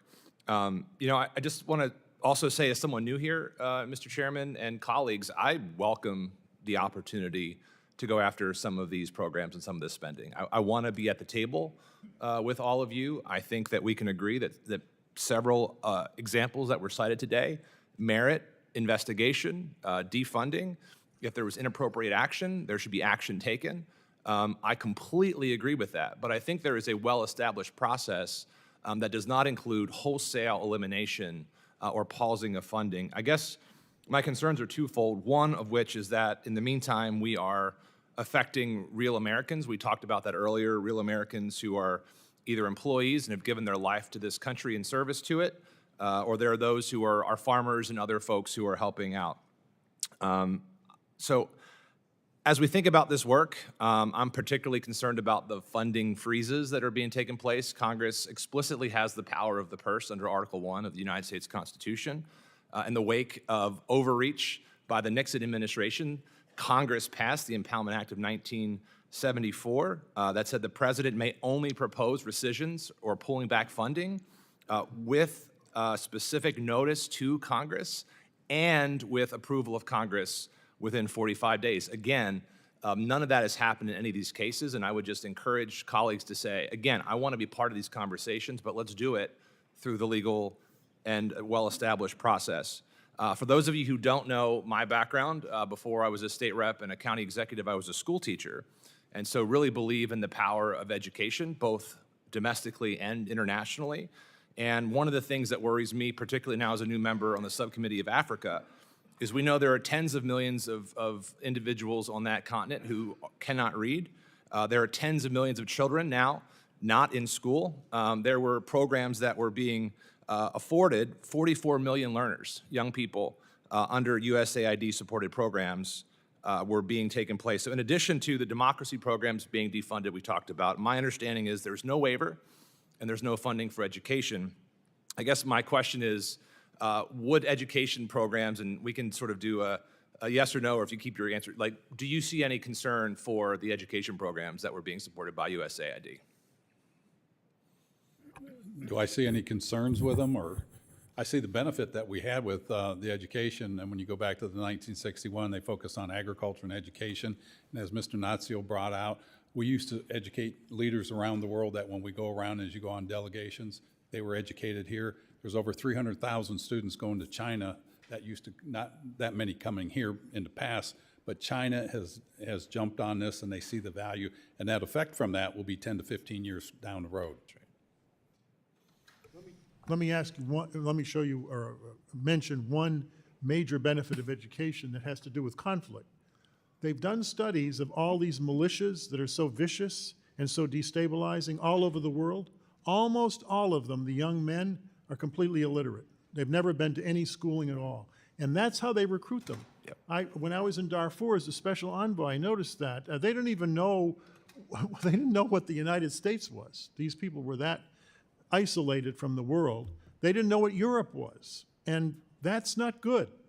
It's destabilizing, and it affects us when these groups start attacking. Sometimes they attack Americans. Yes. So. Just reclaiming a little bit of time. I completely agree with both of you. Thank you for that response. I think as we think about economic development, as we think about world security, people are less likely to endorse political violence, to join those when they are educated. And so, as we're taking that step, I would just welcome, particularly you, Administrator Natsios, how you would go about through a legal framework if you were working in the position currently, if you could follow up this committee, how you would go through and actually make those changes to programs that are of concern without jeopardizing all of those other actions. Well, you can put some of it in statute, and I certainly would, but part of it is the two parties working together, which is, when I was in office, the two parties they supported aid, and they helped me a lot, I have to tell you.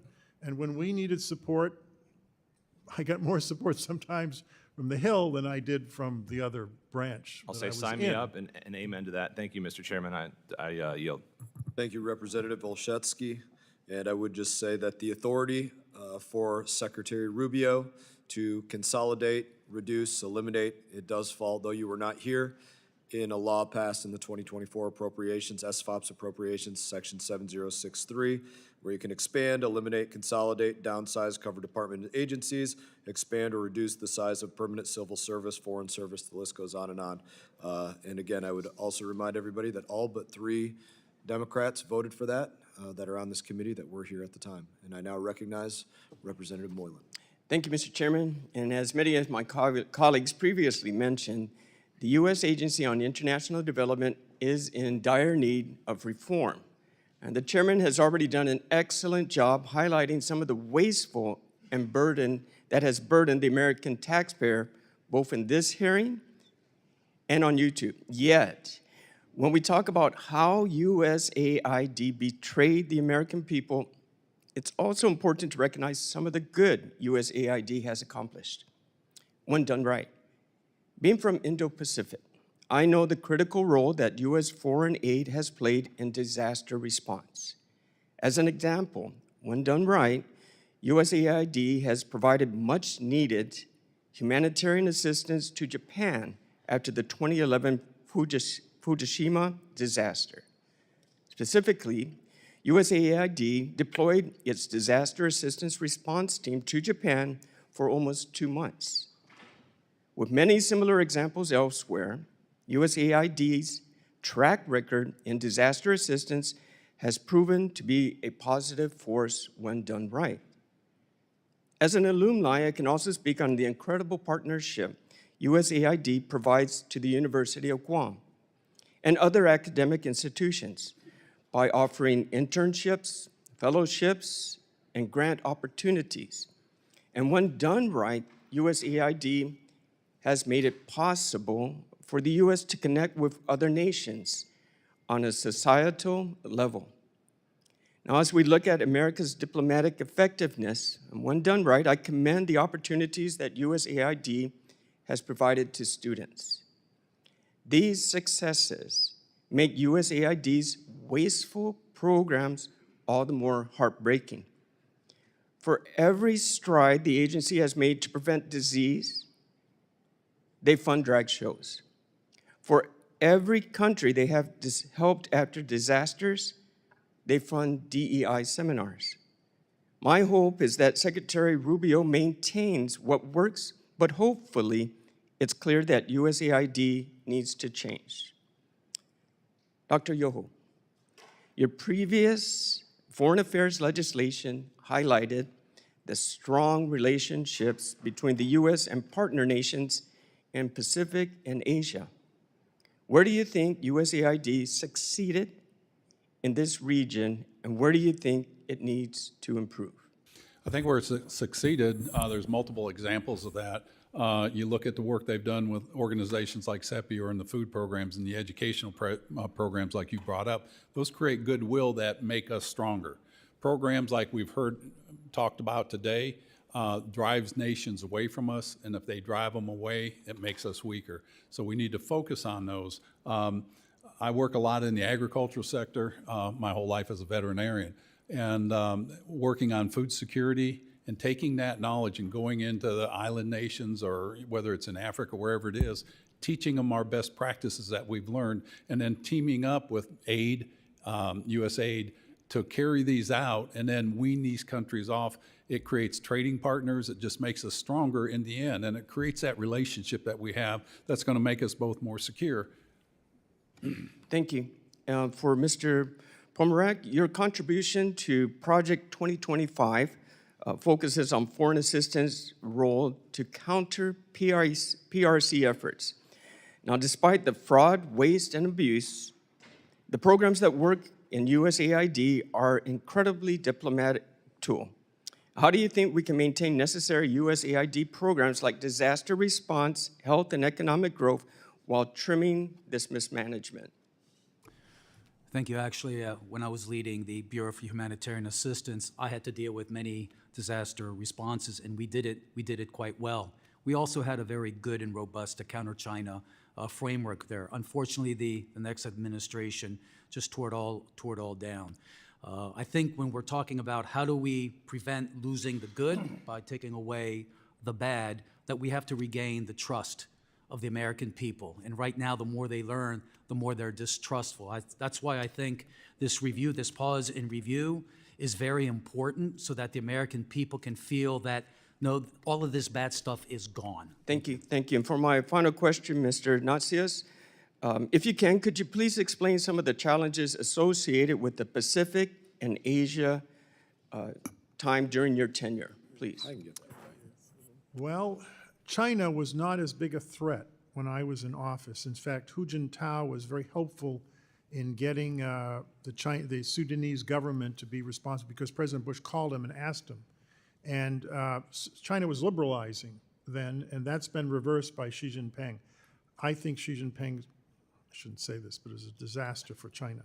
I think Hu Jintao, if they followed the route he was taking, China would not be what it's doing now, and I think it's really sad. The Asian countries feel very threatened.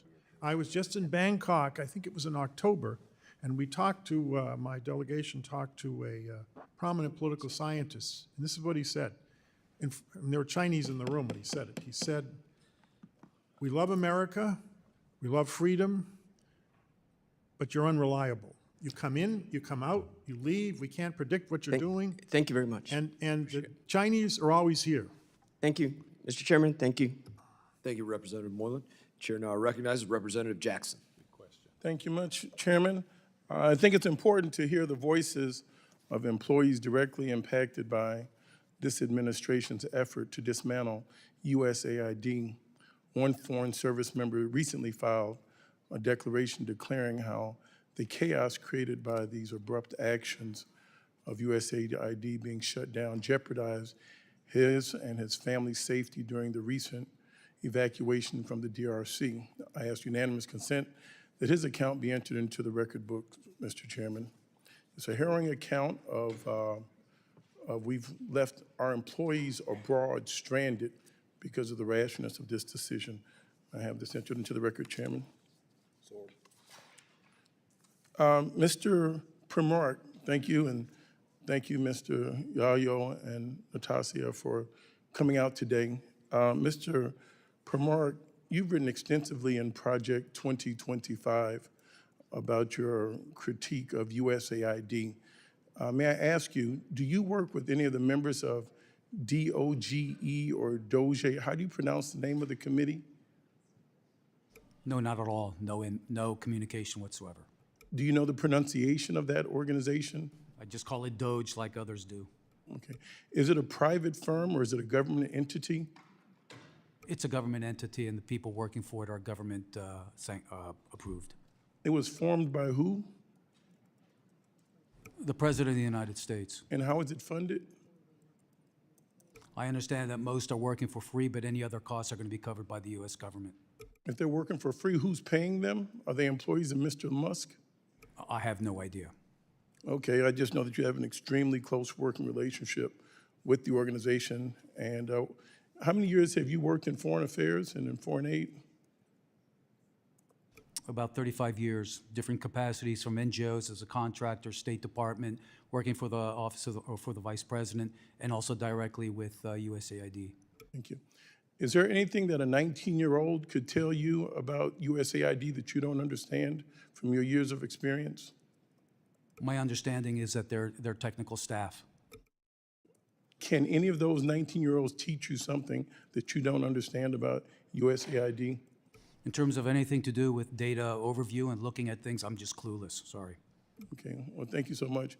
I think it, and for the record, I'd like it to be clear that you and I would probably have a difference of opinion on what diversity means.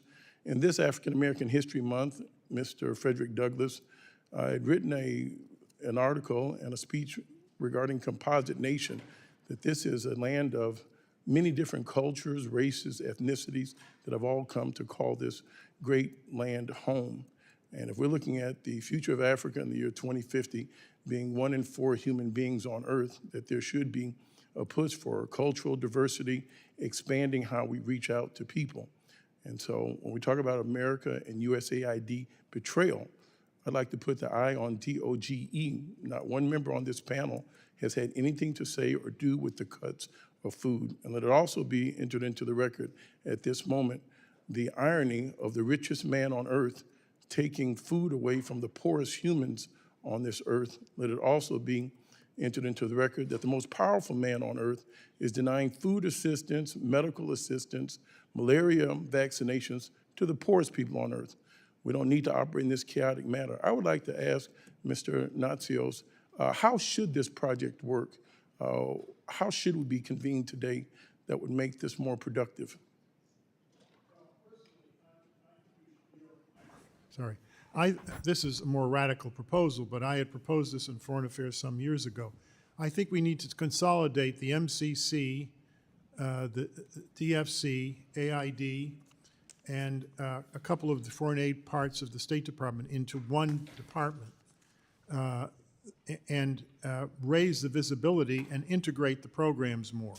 I don't think, for example, there be a representative for the DFC and the MCC in each country that they work in. They can have the aid mission do that. They could be an integrated mission for all of these purposes. There are countries where there's CDC and AID running the same program, PEPFAR. It's never been corrected. Frankly, they fight with each other. It's embarrassing and it's duplicative, and there's no need for it. I think they should put one agency in charge of the whole thing, and that's it. That's what happened with the malaria program, and it's worked very well. The third thing I would do is decentralize. Now, with what's going on now, no one will agree to this, but the literature on bureaucratic processes, James Q. Wilson, my favorite writer, who's, by the way, a conservative, he says decentralize every administrative function at the lowest level where people have knowledge of what's going on. You have to have oversight in Washington. But AID during the Cold War was the most decentralized agency, and it drove the Russians crazy because the mission directors and the ambassadors could be responsive to the local president and the local prime minister, and that's one of the reasons we won the Cold War. We helped win the Cold War through AID because we were highly decentralized and very responsive. Right now, there are 275 earmarks in AID. We tell the country what, because we don't have any choice. The whole budget, there's no flexibility in the budget. Thank you, gentlemen, and I yield back. Thank you, Representative Jackson. I would wonder how many transgender operas they funded during the Cold War. Probably not many. Chair now recognizes Representative Biggs from South Carolina. Thank you, Mr. Chairman. I appreciate your efforts in organizing this important hearing, and thank you to our witnesses for your testimonies today. So today's hearing has provided a target-rich environment of examples of funding allocations that, while perhaps they were intended for worthy causes, in my opinion, they raise serious questions about our priorities and where our focus truly lies. These include, and we've mentioned many, but just to name a couple others, $3.3 million for being LGBTQ in the Caribbean, and $37.6 million for sex workers, their clients, and transgender individuals in South Africa. While I acknowledge the complex global changes USAID seeks to address, we must ask a fundamental question. Are we truly fulfilling our responsibility to the American people when we allocate tens, if not hundreds of millions of dollars for programs abroad while neglecting critical, and yes, I said critical needs right here at home, just like districts in South Carolina's 3rd District, which I represent? I struggle to explain to veterans in Newberry County who's fighting to find a job why our resources are directed overseas to programs that don't enhance our national security instead of supporting his career prospects. We've mentioned health care. I watched a veteran with his face in his hands sobbing because he couldn't get health care needs met. We've talked about the mental health needs that he couldn't get met. And he said to me, I feel like I'm a hamster in a wheel. I can't get out of the process. I find it difficult to justify to families in Greenwood that are facing mounting medical bills while resources are being spent on programs abroad, when those funds could expand access to vital health care services in their own community. I question how we can prioritize funding initiatives overseas, when we have cybersecurity vulnerabilities in Anderson County that threaten local businesses and critical infrastructure. For those of us who are guided by Christian values, the principle of charity begins at home. It resonates strongly with me. While we are called to care for all of God's children, there is also a natural and an understandable inclination to prioritize the needs of our immediate community, our fellow citizens, and those within our own nation. Let me be very clear. This is not about abandoning our global responsibilities. It's about investing in the very foundation of our nation, our communities, our families, and our future. It's about ensuring that the hardworking people of South Carolina's 3rd District and all across the nation are not left behind while resources are directed to woke programs that do not advance American interest. So my question to our witnesses is very simple. What went wrong, and why did the oversight measures fail to prevent taxpayer money from being spent on wasteful programs that don't put America first? Accountability and transparency, and it's this body, and I was a part of this body. We didn't do our job. is what I feel. You know, the American people sent us up here to do something. We hear the IG reports, you know, this person that got fired, he got fired, he was the IG, made a report, gets fired. There's an IG report every year. We don't act, and if we don't act, this is what happens. You know, we complain about everything that's bad, and then we don't act, and then when somebody like Trump comes in, and there'll be somebody after that. And when they come in and they do this, we get upset. You know, we've got to fix Congress. That's why people send us here. I would also add that what I've seen over the past 25 years is the progressive left has gradually just seized control over the entire foreign aid industrial complex. And that's something, the political sociology of the industry has to be changed. If we're not, otherwise we're going to have this same vicious circle occur again and again. Thank you. Just let me add, there is a large number of Mormons at AID. I've never met a communist Mormon before. There aren't any that I know of. I don't theologically agree with them, but I have great respect for the Mormons. There's a very large number of practicing Catholics in AID and evangelicals. And there's a large number, as I said earlier today, of missionary kids who were. Why? Because they speak the languages of the countries they were brought up in. And they make wonderful Foreign Service officers, and many of them have risen to the senior levels of the agency. Is there a contingent of younger, very liberal? Yes, there are. But it's very mixed. And my experience in the agency, maybe it's changed, is that when you ask officers to do something, they do it. I didn't used to have to ask their backgrounds. I just said, I want this done. And if they didn't do it, I would take action. I actually fired 16 senior people when I was in office. Thank you, Mr. Three of them were Natsios. political. Gentlelady's time has expired. Even if they're Catholic, if they're doing LGBTQ musicals in Ireland, their time is coming to an end. The chair now recognizes Representative Connolly. Thank you. And Ted, welcome back. It's good to see you. Mr. Natsios, when you were an administrator, did you oversee an agency that was rife with LGBTQ dances in Ireland and, I don't know, condoms to the tune of 2 million in Gaza and all kinds of iffy, marginal, flaky projects that were funded with U.S. taxpayer money, bringing dishonor to the United States of America? Would that be a fair characterization of AID from your point of view? Well, it certainly wasn't when I was there. And I don't think it is now myself, but I do think there are programs that I saw on the list that I would not have allowed in my agency. Well, let's stipulate that, but let's not let that characterize AID, because all of us are losers if that succeeds, it seems to me. Global health.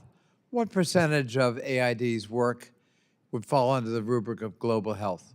Fighting disease, child maternal health care, or rehydration projects, on and on. Polio, cystic $8 billion.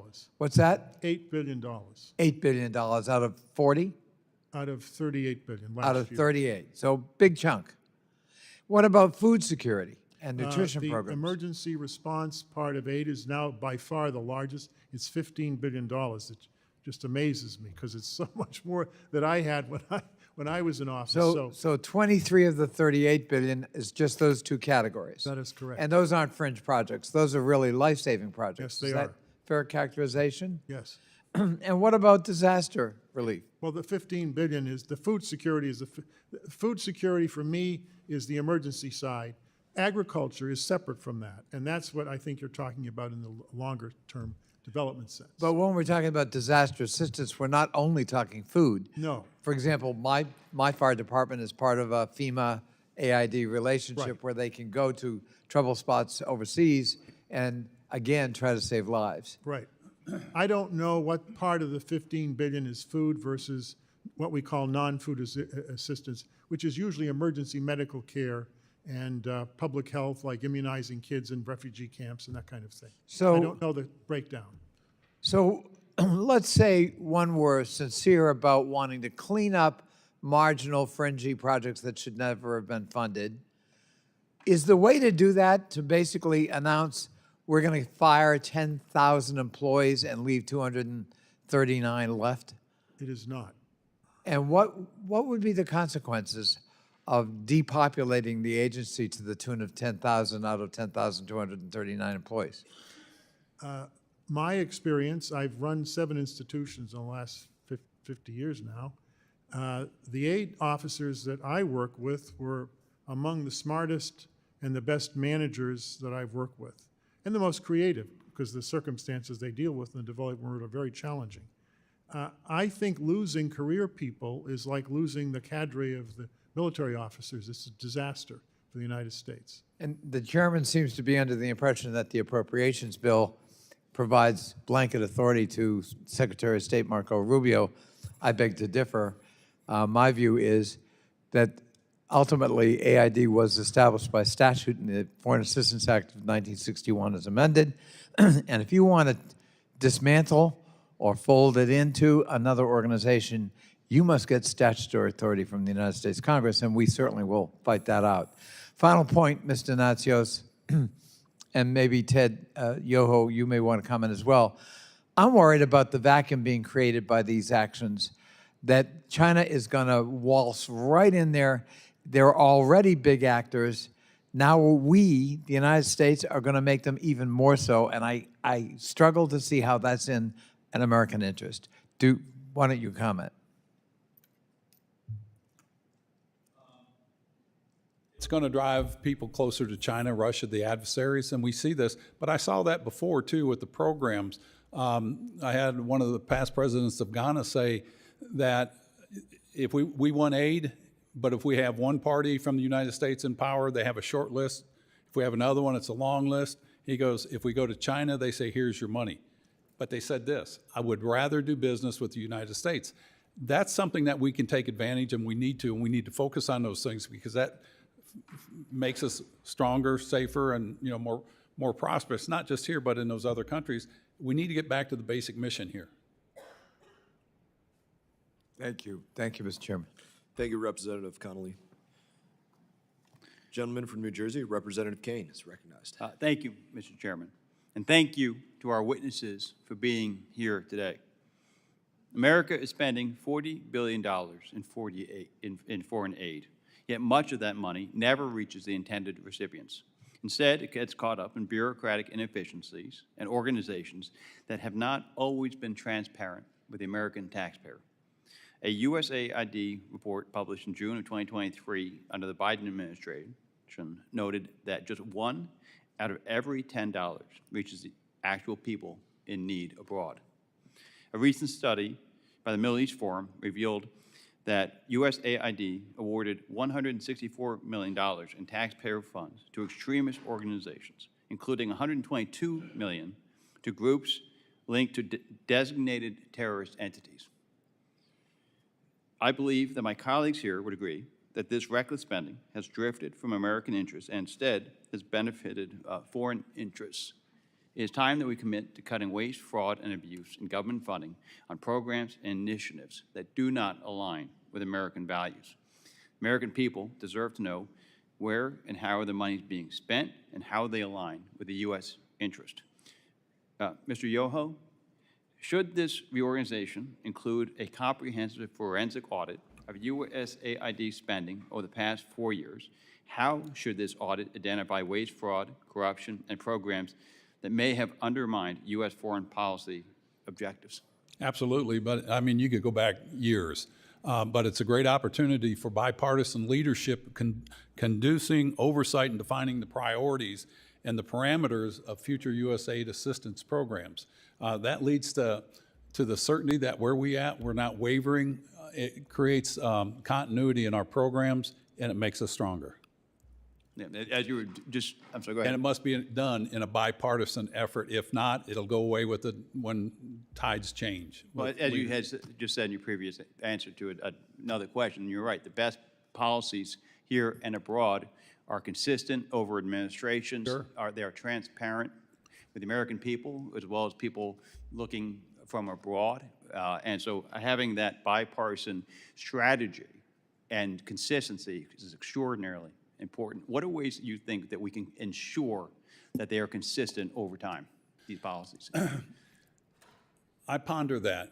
And if you look at, we'll just take the JCPOA and the Paris Climate Accord.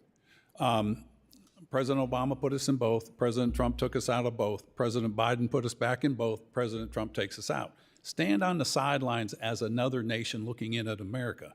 They're like, these people don't know what they're doing. We have no confidence that we're exuding. Congress, I think, can direct it as this is the policy of the United States of America and give leeway to the executive branch in times of emergencies. But if we don't have a policy of the United States versus a Democratic Party or a Republican policy, and that's the spoils of winning an election, but they should also focus on what's best for America instead of what's best for a party. And until we do that, we're going to go back and forth on this, and it's up to us and, of course, the American people. And so how would you, if you were structuring this legislatively and making sure it's bipartisan solutions that's consistent over time, how would you structure that under your best vision? I think it's just getting consensus and building a bipartisan movement in this, and you've got a great opportunity. You've got this Congress has an opportunity you haven't had in over 40 years with the Supreme Court ruling on the Chevron deference case. The Chevron deference, when that came into effect, allowed the administrative agencies to have all this power. All right, that's been repealed. Congress can go ahead and move forward and say, this is what an agency may do. This is what they shall not do. And if we don't do that in a bipartisan way, it's going to go right back to these agencies, and Congress has allowed their powers to be usurped again by administrative agency, and you have administrative law. And as we're doing that and constructing it, how do we ensure that taxpayer-funded aid does not fall into the hands of corrupt governments, terrorist organizations, or entities that are hostile to U.S. interests, Mr. Yoho? Define the mission of what you want, and then you have to have that oversight, as Mr. Natsios brought up. You got to approve these things, and you have to have it done now. And I think there should be an immediate review after this stuff. You know, with when you send out a check, you want to get it back. The IRS makes us do that and be accountable for our taxes, and I think we should do the same thing in government programs. Thank you, Mr. Yoho. I yield back my time. Could I just add one thing in terms of a suggestion? Gentleman's time has expired, so maybe in another round. Thank you. Thank the gentleman from New Jersey. Representative McBride is now recognized. Thank you, Chairman Mass. It's a privilege to serve on this committee with you and Ranking Member Meeks. It's also an honor to be here for my first Foreign Affairs Committee hearing. I am looking forward to working alongside each and every one of you in a bipartisan manner in support of U.S. interests. Unfortunately, right now, we are seeing a partisan attack on USAID, one of the most effective tools of American leadership and our national security. By gutting this agency, President Trump is not just turning his back on our global commitments. He's undermining American interests and our security. And he is causing unnecessary deaths. If President Trump can get away with gutting USAID, he can do it anywhere. That means that no part of the federal government, including programs like Medicare and Social Security and Medicaid, will be safe from this administration. The president and the majority conference in this House are fostering opposition to vital government programs by mischaracterizing diversity efforts and using it as a Trojan horse to gut programs that all Americans rely on. This hearing is titled USAID Betrayal, but let's be clear, the real betrayal is that Donald Trump promised to lower costs facing families, but instead is pursuing policies that threaten American jobs and increase costs for workers. Foreign aid is not a charity. It's an investment in stability, security, global health, economic security, American leadership, and American jobs. USAID buys food from farmers in Delaware to help prevent famine and conflict abroad. USAID funds over $1 million of critical research at the University of Delaware on both energy and poultry production.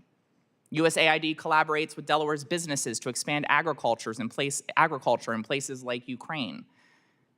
These cuts, this effort to decimate USAID, doesn't just hurt people in distant countries, it hurts Delawareans. And so my first question for you, Mr. Natsios, I want to talk about everyone's favorite topic. It may have come up already, egg prices.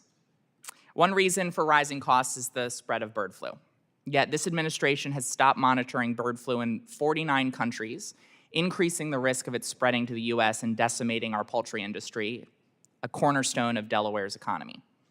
With USAID halting its efforts on bird flu, I'm curious what you believe could be the impact on egg prices and also, of course, the health of Americans. Well, I have said before that I think the 80 USAID missions that used to exist are our frontline defense for infectious disease generally, and I'm now convinced by Dr. Yoho that we should add in animal disease, zoonotic diseases, not that have jumped to humans, although that's a huge problem, but just that are in the animal kingdom because it affects our domesticated population of animals in the United States, whose food supply is critical to our health in the United States. So, and I might add to the developing world as well. We have had some very successful programs over the years to eliminate these zoonotic diseases in Africa and Central America, Mexico, and I think we should revive those. I know when Bush was president that they monitored all birds dying in Alaska because there's billions of birds, and we used to test them for virus. No, I didn't, but I think USDA tested them for viruses to see if bird flu was in the flocks, and then try to take action. So I think early warning systems in all areas are extremely important so we can do preparedness work to protect the American people. But we also, at the same time, be protecting people in the developing world, too. That's right. One quick question, because we've heard commentary about, quote, fringe programs at USAID. You acknowledge that there are programs at USAID now that you might not have approved in the past. I think we've already seen that there have been most gross mischaracterizations of programs, that there have been outright mistruths said about USAID programs right now, and that many of the sort of most outrageous things that we're hearing turn out not to be accurate. And you led, and I'm running out of time, but you led USAID when PEPFAR was created under President Bush. I'm curious if you believe that there are elements of PEPFAR which have saved 25 million lives globally, that there are elements of PEPFAR that could be mischaracterized and sound a bit outrageous. I suppose there are. I actually wanted to include more local input into how they structured and how we structured the program in each country, because it's very standardized. And I'm not into central standardization in aid programs. I'm a decentralist. I guess I'm a federalist, you'd say, and I believe all development is local and that we should allow the countries more discretion as to how we structure the PEPFAR program. But I lost that battle 25 years ago, 23 years ago. If it were reauthorized, I'd add a lot more local discretion in terms of structuring the program. Representative's time has expired. Chair now recognizes Representative Radwagen. Thank you, Mr. Chairman. Talofa lava. I want to thank the three of you for testifying today. Congressman Yoho, it's good to see you. I want to thank you for all the good things that you've done in the region. You've been a true friend of the Pacific. In the past 2 weeks, independent Samoa and the Cook Islands have signed deals with the PRC. With Kiribati to the north, independent Samoa to the west, the Cook Islands to our east, my home district of American Samoa is now surrounded on 3 sides by China-friendly nations. I have a couple of questions. During the Trump administration and the Biden administration, the State Department and USAID proposed that USAID take over and manage U.S. economic assistance and federal programs and services to the 3 strategically vital Compact of Free Association allies, namely Palau, Marshall Islands, and Micronesia. We have made sure that was rejected because Congress has been providing all such assistance to those strategic partner island people through Interior Department since 1961, including under COFA since 1986. Now that assistance is appropriated so that Interior continues to actually administer these funds and programs under COFA for the next 20 years at least, and that will continue until Congress changes it. The state and those who have or will be exercising USAID authorities understand that COFA economic assistance is not discretionary grants, but usually agreed to obligations that secure the highest level of strategic interests of the U.S. in the Pacific? Mr. Natsios? Any one of you are free to answer. Turn your mic on, please. Could you just repeat it? I couldn't quite hear your question. I'm running out of time now. I don't know whether the chairman will let me roll that back a bit. During the Trump administration and the Biden administration, the State Department and USAID proposed that USAID take over and manage U.S. economic assistance and federal programs and services to the three strategically vital Compact of Free Association allies, namely Palau, Marshall Islands, and Micronesia. We made sure that was rejected because Congress has been providing all such assistance to those strategic partner island people through Interior Department since 1961, including under COFA since 1986. Now that assistance is appropriated so that Interior continues to actually administer these funds and programs under COFA for the next 20 years at least, and that'll continue until Congress changes it. Does state and those who have or will be exercising USAID authorities understand that COFA economic assistance is not discretionary grants, but usually agreed obligations that secure the highest level of strategic interests of U.S. in the Pacific? Congresswoman, I don't know a lot about how the program works now, so I don't want to render a judgment. I would have some outside group that all of you agreed to evaluate the Interior program and then ask AID how it might change it, and then you decide. But I wouldn't dismiss AID, but if you are really devoted to the Interior option, then you keep it. Thank you. My time is so brief, and you had me repeat a long question. I'm sorry. Congressman Yoho? Yeah, same question. Yes. The compact has worked pretty well, and I think you guys vote on it and you determine your destiny of what you want to do. I would use USAID or whatever entity comes back as a facilitator, but I would certainly engage DFC, MCC to do those structural projects that you need that really boost your economy down there. Do you think with the reforms for traditional USAID foreign assistance now underway, that the role of agencies like the U.S. government's Development Finance Corporation that was mentioned earlier will become more important as instruments of U.S. foreign relations?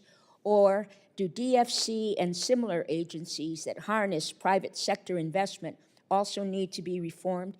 DFC was modeled after the Marshall Plan, which creates jobs in the private sector overseas instead of handing out grants. That can create markets for U.S. exports. Sure. So while we're promoting foreign investment in the U.S., should we also be promoting U.S. investment overseas to create jobs back here at home? What direction are we headed in this regard? It's imperative that we do that. We need to revamp the reauthorization of the DFC. And if you look at post-World War II, if we did not come in there with a Marshall Plan or something like that, would Germany, Japan, Vietnam, South Korea, and the other countries that benefited from that, would they be in our top 20 trading partners? And if we didn't do that, who would have been in there to do that? It's either going to be our influence with our values, or it's going to be the other people, and we don't want they're authoritarian, and it'll be a disaster for the world. Liberty and freedom will go away. Mr. Primorac, do you have anything you'd like to add? Communist China cannot compete with our private sector. It's massive. When you include our allies in Japan and elsewhere, it's overwhelming. China cannot come close. So DFC as that tool to be able to bring in that kind of capital power, I think is a perfect solution. Thank you. Mr. Natsios? Oh, Congressman? Do you have anything to add, Mr. Natsios? Gentlelady's time has expired. Gentlelady's time has expired. I think Mr. the DFC is a Gentlelady's time has expired. Thank you, Mr. Chairman. Mr. Chairman, can we get a bathroom break? Can you Two hold of it? us are 70 plus. Can you hold it for two individuals or no? I'm going to remind you that when you're 70. I ask in seriousness, can you hold it for two individuals or no? If you can't, I'm happy to give you a restroom break. I want you to be able to concentrate on answering to our representatives. I don't want anybody to say you were distracted. So, all right, we will continue. We will muster on once more into the breach, dear friend. Chair now recognizes Representative Luna. Chairman, for the record, I'd like to submit this letter saying that PEPFAR funding was actually resumed. I know there's been a lot of push saying that the Trump admin had actually cut it, but So ordered. thank you. You know, I want to start up by saying initially I think the idea behind USAID was done with a good intention. However, we've come to find out that the agency has indeed, to a certain extent, operated in a rogue capacity. And USAID has absolutely broken the trust with the American people and not been transparent about where our taxpayer dollars are going. There's an individual by the name of Mike Benz. He actually served over at the State Department for a while, and he's been going on to expose a lot of what USAID has been doing, which, being a member of Oversight and being on this committee, I wanted to verify and see if he was telling the truth, which, much to my disappointment, he was. And I say that because I'm disappointed that our taxpayer dollars are funding some of these items. I mean, to just put this in perspective, in 2021, the Special Operations Command under Mark Milley, as chairman of the Joint Chiefs, put out an instruction manual, a vision for 2021 and beyond, that contained instructions and examples on how the military could work with the State Department, Intel Services, and USAID using race riots. Here's examples of some of the instruction manuals here, 1 and 2, in order to destabilize nations. In addition to that, they advocated for setting up job fairs near some of these riots so that disaffected workers could gain employment. Now, as a member of Congress, I ask myself, did anyone in USAID get elected to Congress? How about to a presidency? When you are acting in the shadows and you are destabilizing nations using race wars to do it and then advocating that the military does it, in my opinion, not only do you put the future generations that would have to fight in those wars in jeopardy, but at the end of the day, you're operating without any oversight.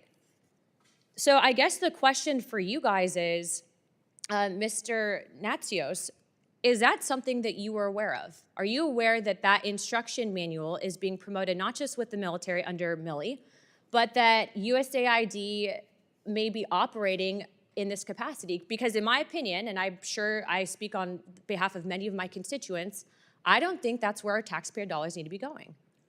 Well, I completely agree with you. Personally, I doubt very much that what you've been told is accurate. But let me just tell you. I'm telling you right now, I brought the receipts, okay? And the reason, I'm not trying to argue with you, but I find this disturbing on so many capacities. And I would like to also just, if I can, sir, Mike Benz, what he's exposing and bringing receipts, I've confirmed it. Thank you for doing that on behalf of the American people, because I understand that when you take on the intelligence agencies, we're also now finding that apparently in this manual, that they're also advocating for social media campaigns illuminating controversy to a global audience. I mean, using disinformation campaigns.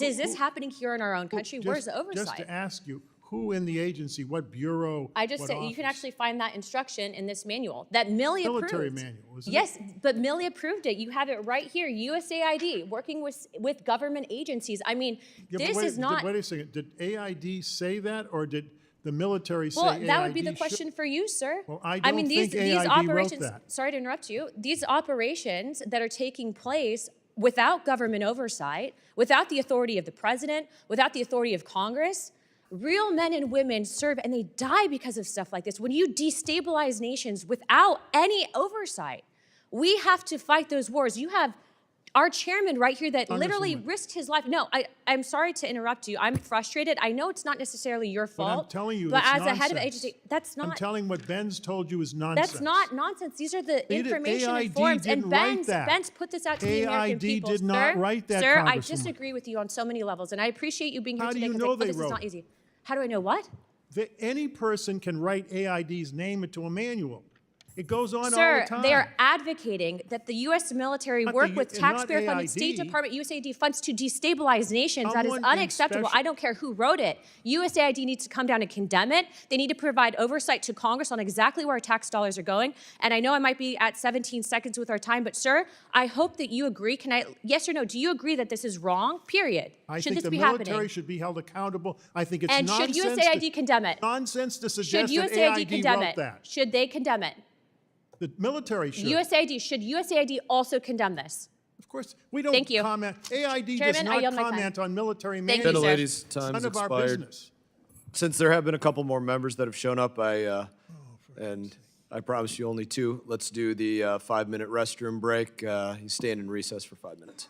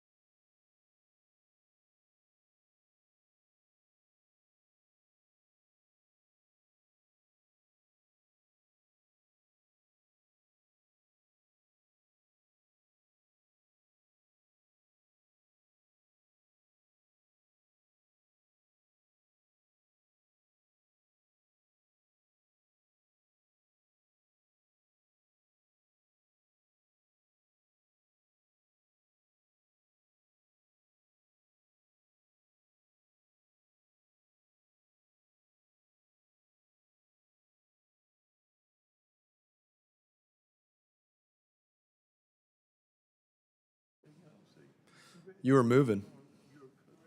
You beelined that door. You too, Mr. Chairman, someday will be old. No readers yet.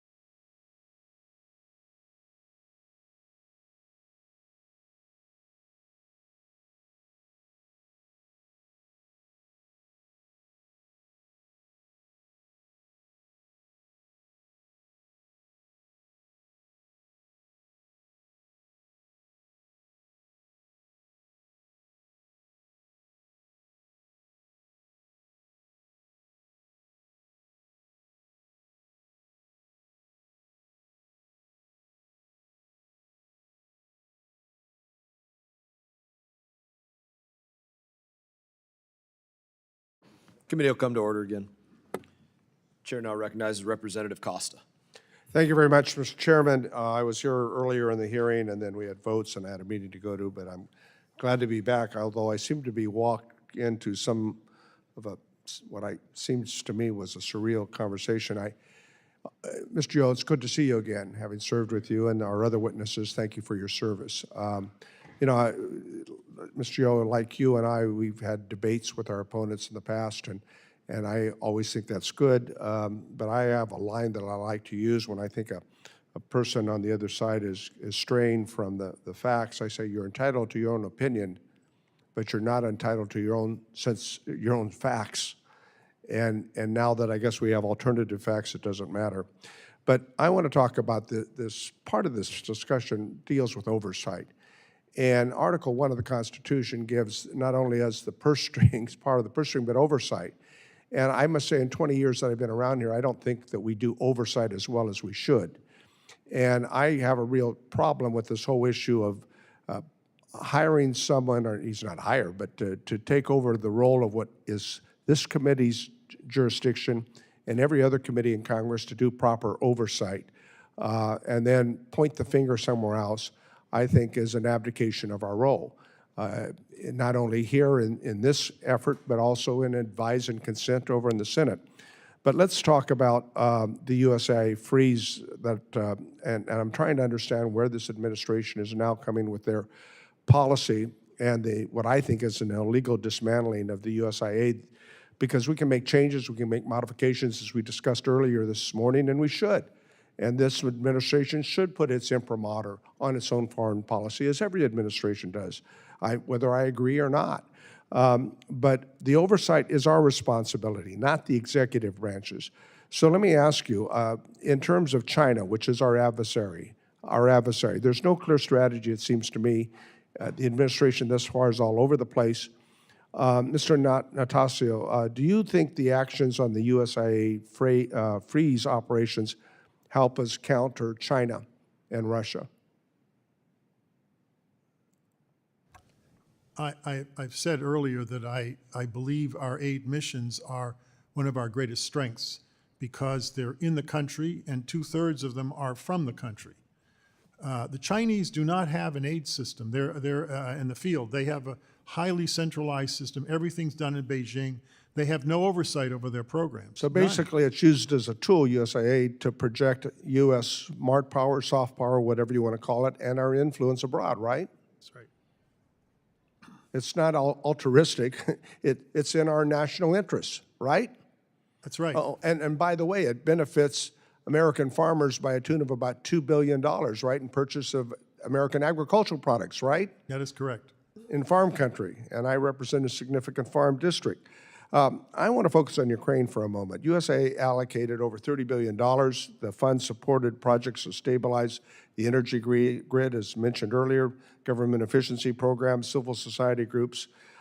These efforts have bolstered and strengthened Ukrainian society in the last 3 years especially, and the resolve to fight back against Russian aggression. Russia, Mr. Yoho, is our adversary. Would you not agree? Agreed. And so for those who claim over the past 2 years to care about oversight on how the money is spent on USAID staff, how do you think these investments in civil society and development-based projects have helped to bolster Ukraine's fight against the Russian invasion, the hostile invasion? You know, there is a need on the humanitarian side with the food programs and things like that, health, medical, those kind of things. But I question the role of NATO. You know, why is NATO not there stronger than we are? Well, I'll give you some numbers, and we can do that offside. But really, when you add the EU support and NATO support, it's pretty close to what we've done when you look at the totality of the numbers. Let me go to another place, Armenia, that I've worked with over the years. USAID's played a significant role in helping. Armenia's wanting to turn to the West. Russia has abdicated its role under the treaty and sided with Azerbaijan. Mr. Natsios, were you involved with the support for Armenia when they found out, or Mr. Yoho, you care to comment about the precarious position they're in right now? You asking me? Yes. I'm sorry. Trying to remember if we had an aid mission there. It was not huge, but the relationship between Azerbaijan and Armenia, which is the problem you're talking about, Right. was stable then. It's not now. It's not now. And the Russians are deeply involved, and the Iranians. In fact, the Iranians almost went to war with Azerbaijan. In fact, I was told by one of our professors that they had actually started to put in military bridges from Iran into Azerbaijan. This is about eight or 9 months ago, and they're worried about a Middle Eastern war over it, because then Russia would have been drawn in, and Turkey would have been a catastrophe. I don't know what caused them to pull back, but they did. Well, my time's expired, but more to be discussed, and thank you for your testimonies today. Chair now recognizes Representative Issa. Thank you. And I want to thank Mr. Lawler for trading places with me and allowing me to go a little early. You know, this has been interesting because I've been in and out of here, but I've kept it on the television if I've had to be out. We seem to have an agreement to disagree because I think we agree on the following. At least some of the programs that each of you have seen when you've gotten into it are wasteful, unnecessary, and or would be better reprogrammed to some other use. Can we all agree on that? So are we dealing more with a stylistic complaint here today that this administration has said, stop, go back to baseline, justify your programs, and we'll restart, versus, as Andrew did, you said 80 programs were stopped in a very short period of time, and that money was reprogrammed to better use. Many of the programs that were talked about here, and some of them did turn out to be State Department, so let's assume for a moment that we're really talking about state and USAID, and for that matter, maybe the XM Bank, maybe a lot of places that disperse our funds, have been used for purposes that the new administration rightfully objects to and has the power or the desire to reprogram. Can we all agree that that's the case? So now I'm going to ask a couple of questions. One, earlier there was this question that I objected to based on my 25 years of experience here, and it was, why did we need a special IG for Afghanistan, and why did we need a special IG for Iraq? And I'm going to answer that for you folks. And if any of you really disagree, since the answer came from there, as though we didn't need it, these were unique, high-expense areas, like Ukraine is today, in which it was very difficult to audit, and certainly difficult for one IG that does the whole State Department to do so. Can we all agree that that was the reason, the prompting of the special IGs? Okay. I don't agree with you, but... No, but that was the reason for prompting. You'd agree with that. Yes. So you disagreed that it made sense, even though those IGs found time and time again things and brought them to Congress so we could consider whether to change the programs. And I'm going to ask you, not rhetorically, but directly, because I believe we'll need special IGs from time to time in the future. Do you really believe that we would have gotten the same level of oversight if we'd simply had one IG sitting at the State Department rather than somebody who had a more direct mandate and less politically motivated, because those special IGs transcended administration after administration? We had 3 audits from 3 different inspectors, GAO, the special IG, and then the regular AID, on the same program at the same country at the same time. That is nuts. Okay, so your point for us in the future, so we can do our job better, is if we have 2 IGs with overlapping, try to deconflict them so you only get one request from one of them. I agree with that. But I'm going to ask you a follow-up question in the limited time I have left. During the entire 4 years, because the other day we had this big question about IGs, 19 of them being dismissed and they're going to be replaced. During your time in Bush 2, in W. Bush, you had an IG and you had a second IG. But you didn't have an IG for the State Department for the entire period of time that Hillary Clinton was the Secretary of State.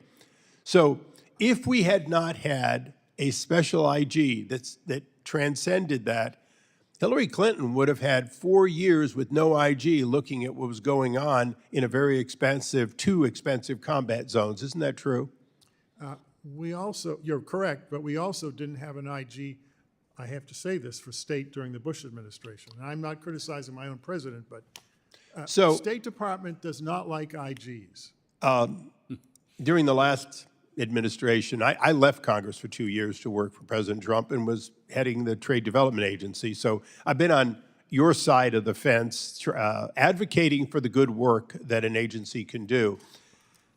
But my question to all of you is, don't we need more oversight so we don't have each administration coming in and saying, halt, we need to look at this? And wouldn't it have been better if, before we got to this point, Congress had been more aware sooner of the need for the kinds of changes we're hearing about here today?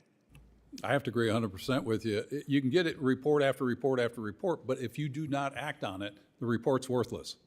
Okay. I want to thank all of you, and again, thank my colleague from New York, and yield back. Thank you, Representative Issa. Chair now recognizes Representative Lawler. Thank you, Chairman. How many of you use some form of online banking and get email notices for your credit card statements? Have you ever had the moment where you get the email notice, you open it, you look and go, oh my God, what did I spend this month? And then you go check the online portal and you look and you see the itemization, you go, oh wow, I didn't realize that. That's what's happened here.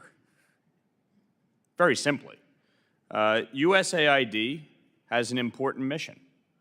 And unfortunately, they have gone askew on that mission. PEPFAR is a program that I have been in strong support of, and 60% of the program is administered by USAID. It is a vital program. Humanitarian assistance, and when you think humanitarian assistance, you think food, you think shelter, you think supplies, medical supplies, you think testing for different types of diseases. Unfortunately, as we peel back the onion here, we're finding more and more that billions of dollars of taxpayer money are being misappropriated. And so what Secretary Rubio has done by putting a 90-day freeze in place per President Trump's executive orders is to have a comprehensive review.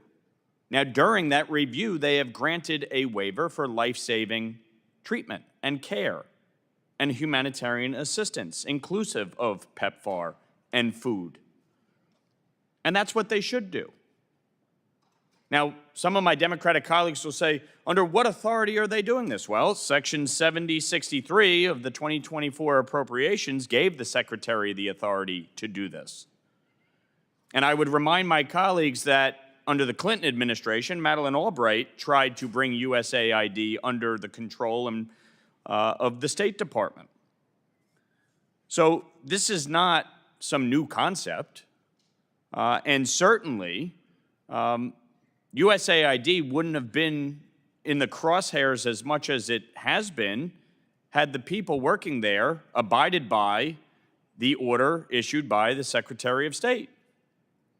Instead, they thought their judgment should be substituted, and that, in fact, they, as bureaucrats, unelected, have more authority than the elected president, Congress, or the confirmed Secretary of State. Now, when it comes to oversight, we had Samantha Powell in here last Congress. We asked her numerous questions. We asked her for information. And as is often the case, when Congress, as a co-equal branch, asks for information, the executive tries to stymie that. And because it was a Republican-controlled House, the Democratic White House, and Democrat-controlled USAID did not want to cooperate with these investigations. and requests for legitimate information.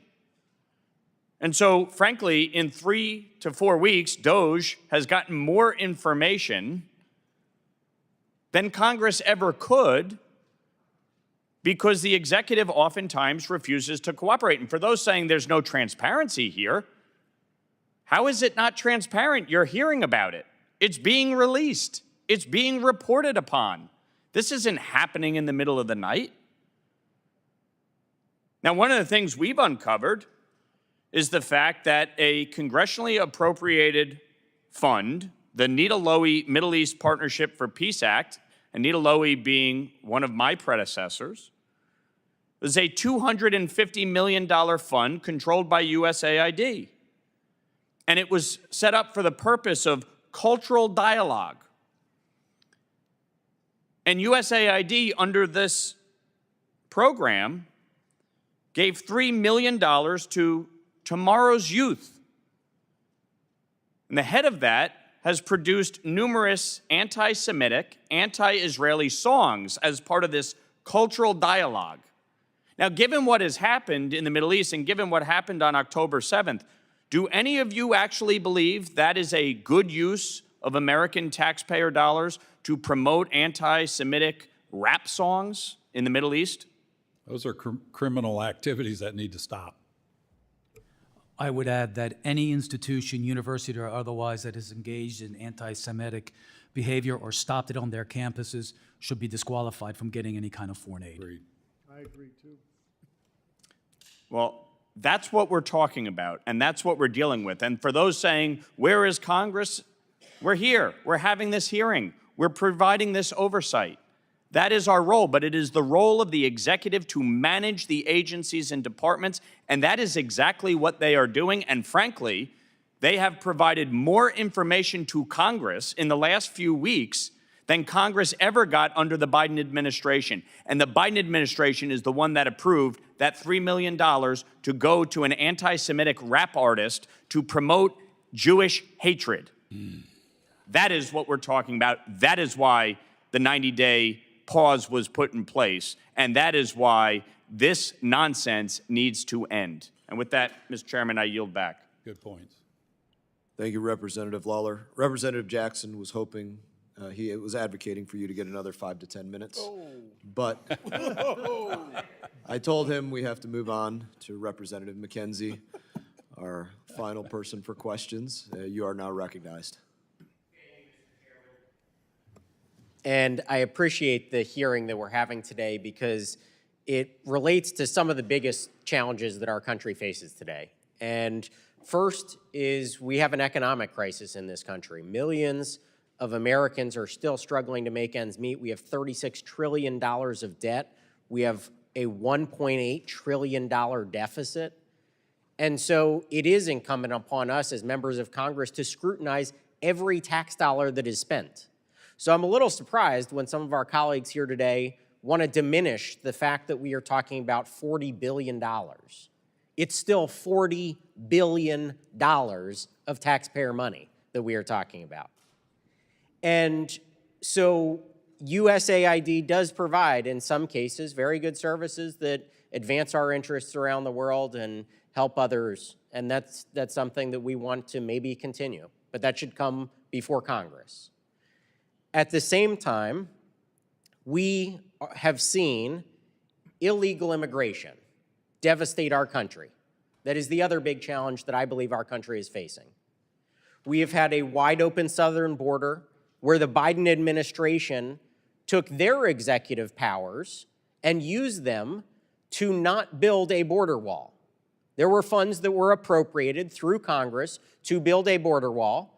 I was down on the southern border. I saw the equipment laying by the side of the border, not being built. And so Mexican drug cartels were bringing in weapons and human trafficking and drugs right across our border, and there was nothing being done about it. So those are two of the biggest challenges that we face. We've heard about the absolute waste that is going on in USAID today. Total waste of taxpayer dollars, adding to our debt and to our deficit. At the same time, we have seen USAID has actually made some kind of attempt to stem illegal immigration, but it seems to have totally failed. And so I want to bring up, in 2021, USAID announced Centro America Local, a 5-year, $300 million initiative to pay local organizations in El Salvador, Guatemala, and Honduras to address the, quote, root causes of migration. The GAO found that this initiative did not require training of staff to detect and reduce fraud risks because USAID did not actually regulate the training of agency-wide individuals. So we have money that is going to this cause. At the same time, we have people who in this chamber still want to fight us on building a border wall and border security. In fact, many of the members that were part of the longest shutdown in US government history over a border wall are still here. And we still hear about them saying that they may potentially shut down the government. So I would like to ask the members of our panel today if they have thoughts on, is the USAID initiative to stem the root causes of migration the right way to go, or is building a border wall the right way to go? I've written on this, and we've looked at all of the numbers, and the amount of money that we spend, no matter how much, has absolutely no impact on migration. It's having a firmly sealed, enclosed border. That's what the solution is. Well, thank you. I appreciate that response, and I agree with you. And so I look forward to, as we move through this Congress, providing funding for a border wall that will secure our country. And also, I look forward to scrutinizing every single dollar of the billions that are going out through USAID for absolute waste and programs which are not effective or efficient in actually achieving their mission. And so that is the prerogative of Congress. But the reason that we are having this hearing today is because of the executive branch shining a light on all of this waste and inefficiency. And so we can work in collaboration with an administration to provide for our American citizens safety, security, actually protecting and spending taxpayer dollars in an efficient and effective fashion, not putting our children and grandchildren in trillions of dollars of debt. I believe that we can do all of that, and we are going to do that this Congress and with this administration. So with that, I will yield back my time to the chairman, but I want to thank all of our panelists and everybody for today's hearing. Thank the representative from Pennsylvania. I'm now going to recognize Representative Jackson for any closing remarks that you may have. I'd like to thank you so much, Chairman Mast. On behalf of Ranking Member Meeks, I'd like to say very much thank you for the time that you all have spent with us today, your candidness, your forthright, and the amount of time and sacrifice that you've made in not making your bodies more comfortable earlier in the program. So continued success, and I know we have many things in common. We will have continued success together, and we're going to continue to work for the best outcome for our nation, our great people. With that, I yield back, Chairman Mast. Great to work alongside you, sir. Thank you, Representative Jackson. I also thank the witnesses for their testimony on this important topic today. I have no doubt that we'll be speaking on this further. President Trump, in my opinion, is absolutely making America immeasurably stronger by gutting USAID and gutting the State Department forthcoming. He is making it clear that there is no more stupid social engineering programs that will continue. No more comic books for $50,000 or $50,000 trans operas. No more $800,000 job fairs in Bangladesh for trans individuals, specifically in a country where the average monthly wage is $220. These things come to an end. Asking the questions, are Americans better because that dollar came out of their pocket and went to these programs or not? That is a bar that we have to hold ourselves to. Should somebody working today have kept those dollars in their pocket instead of sending their dollars to programs like those? There's not a more important question that we could ask. Are President Trump and Secretary Rubio and Elon Musk and his team, are they eliminating waste? Absolutely yes. Are they making the system accountable where the buck stops with Secretary Rubio? Yes. Secretary Rubio is, in fact, encouraging important life-saving programs to continue. America is significantly stronger every minute the wasteful programs are ended, and we are weakened every minute that they are allowed to continue. We gave the Biden administration and my Democrat colleagues the chance to work on oversight. One easy example that I worked on personally would be the expansion of atheism in Nepal with $500,000 grants. My colleagues played the game, admit nothing, deny and lie about all of it, and make counter accusations. Even with all of the documents laid directly in front of them.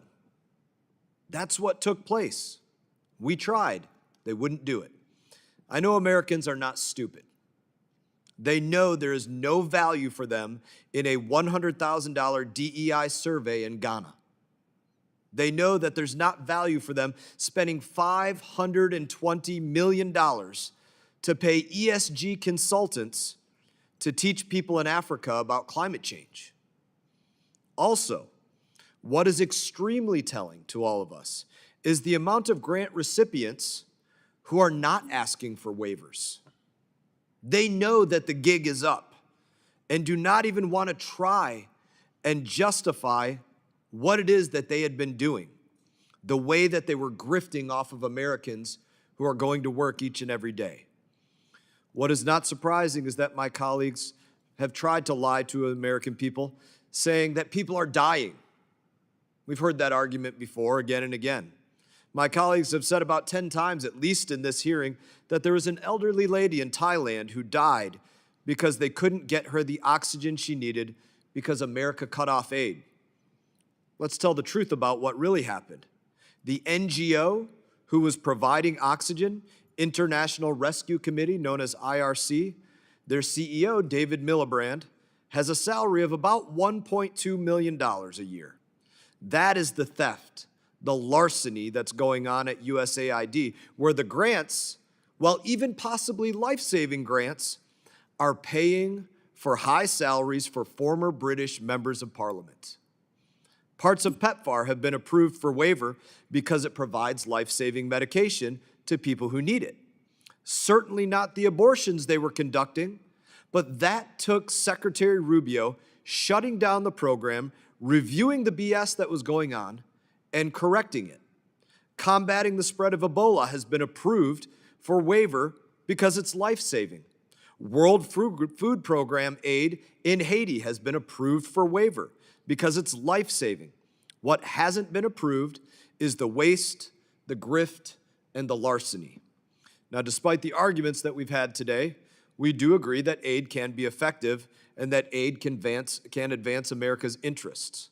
But the countries that receive aid will not receive it if they are taking the United States of America and its people for granted. And it will be life-saving aid, period, not social engineering. In that, I will ask that members of the committee have some if they have additional questions for the witnesses, that you do respond in writing. Pursuant to committee rules, all members may have 5 days to submit those statements and questions and extraneous materials for the record, subject to the length limitations.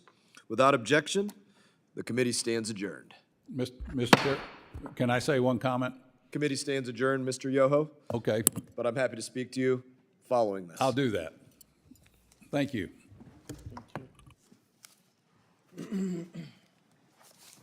Travel safe, brother. And my friend, I wish you the best. God bless.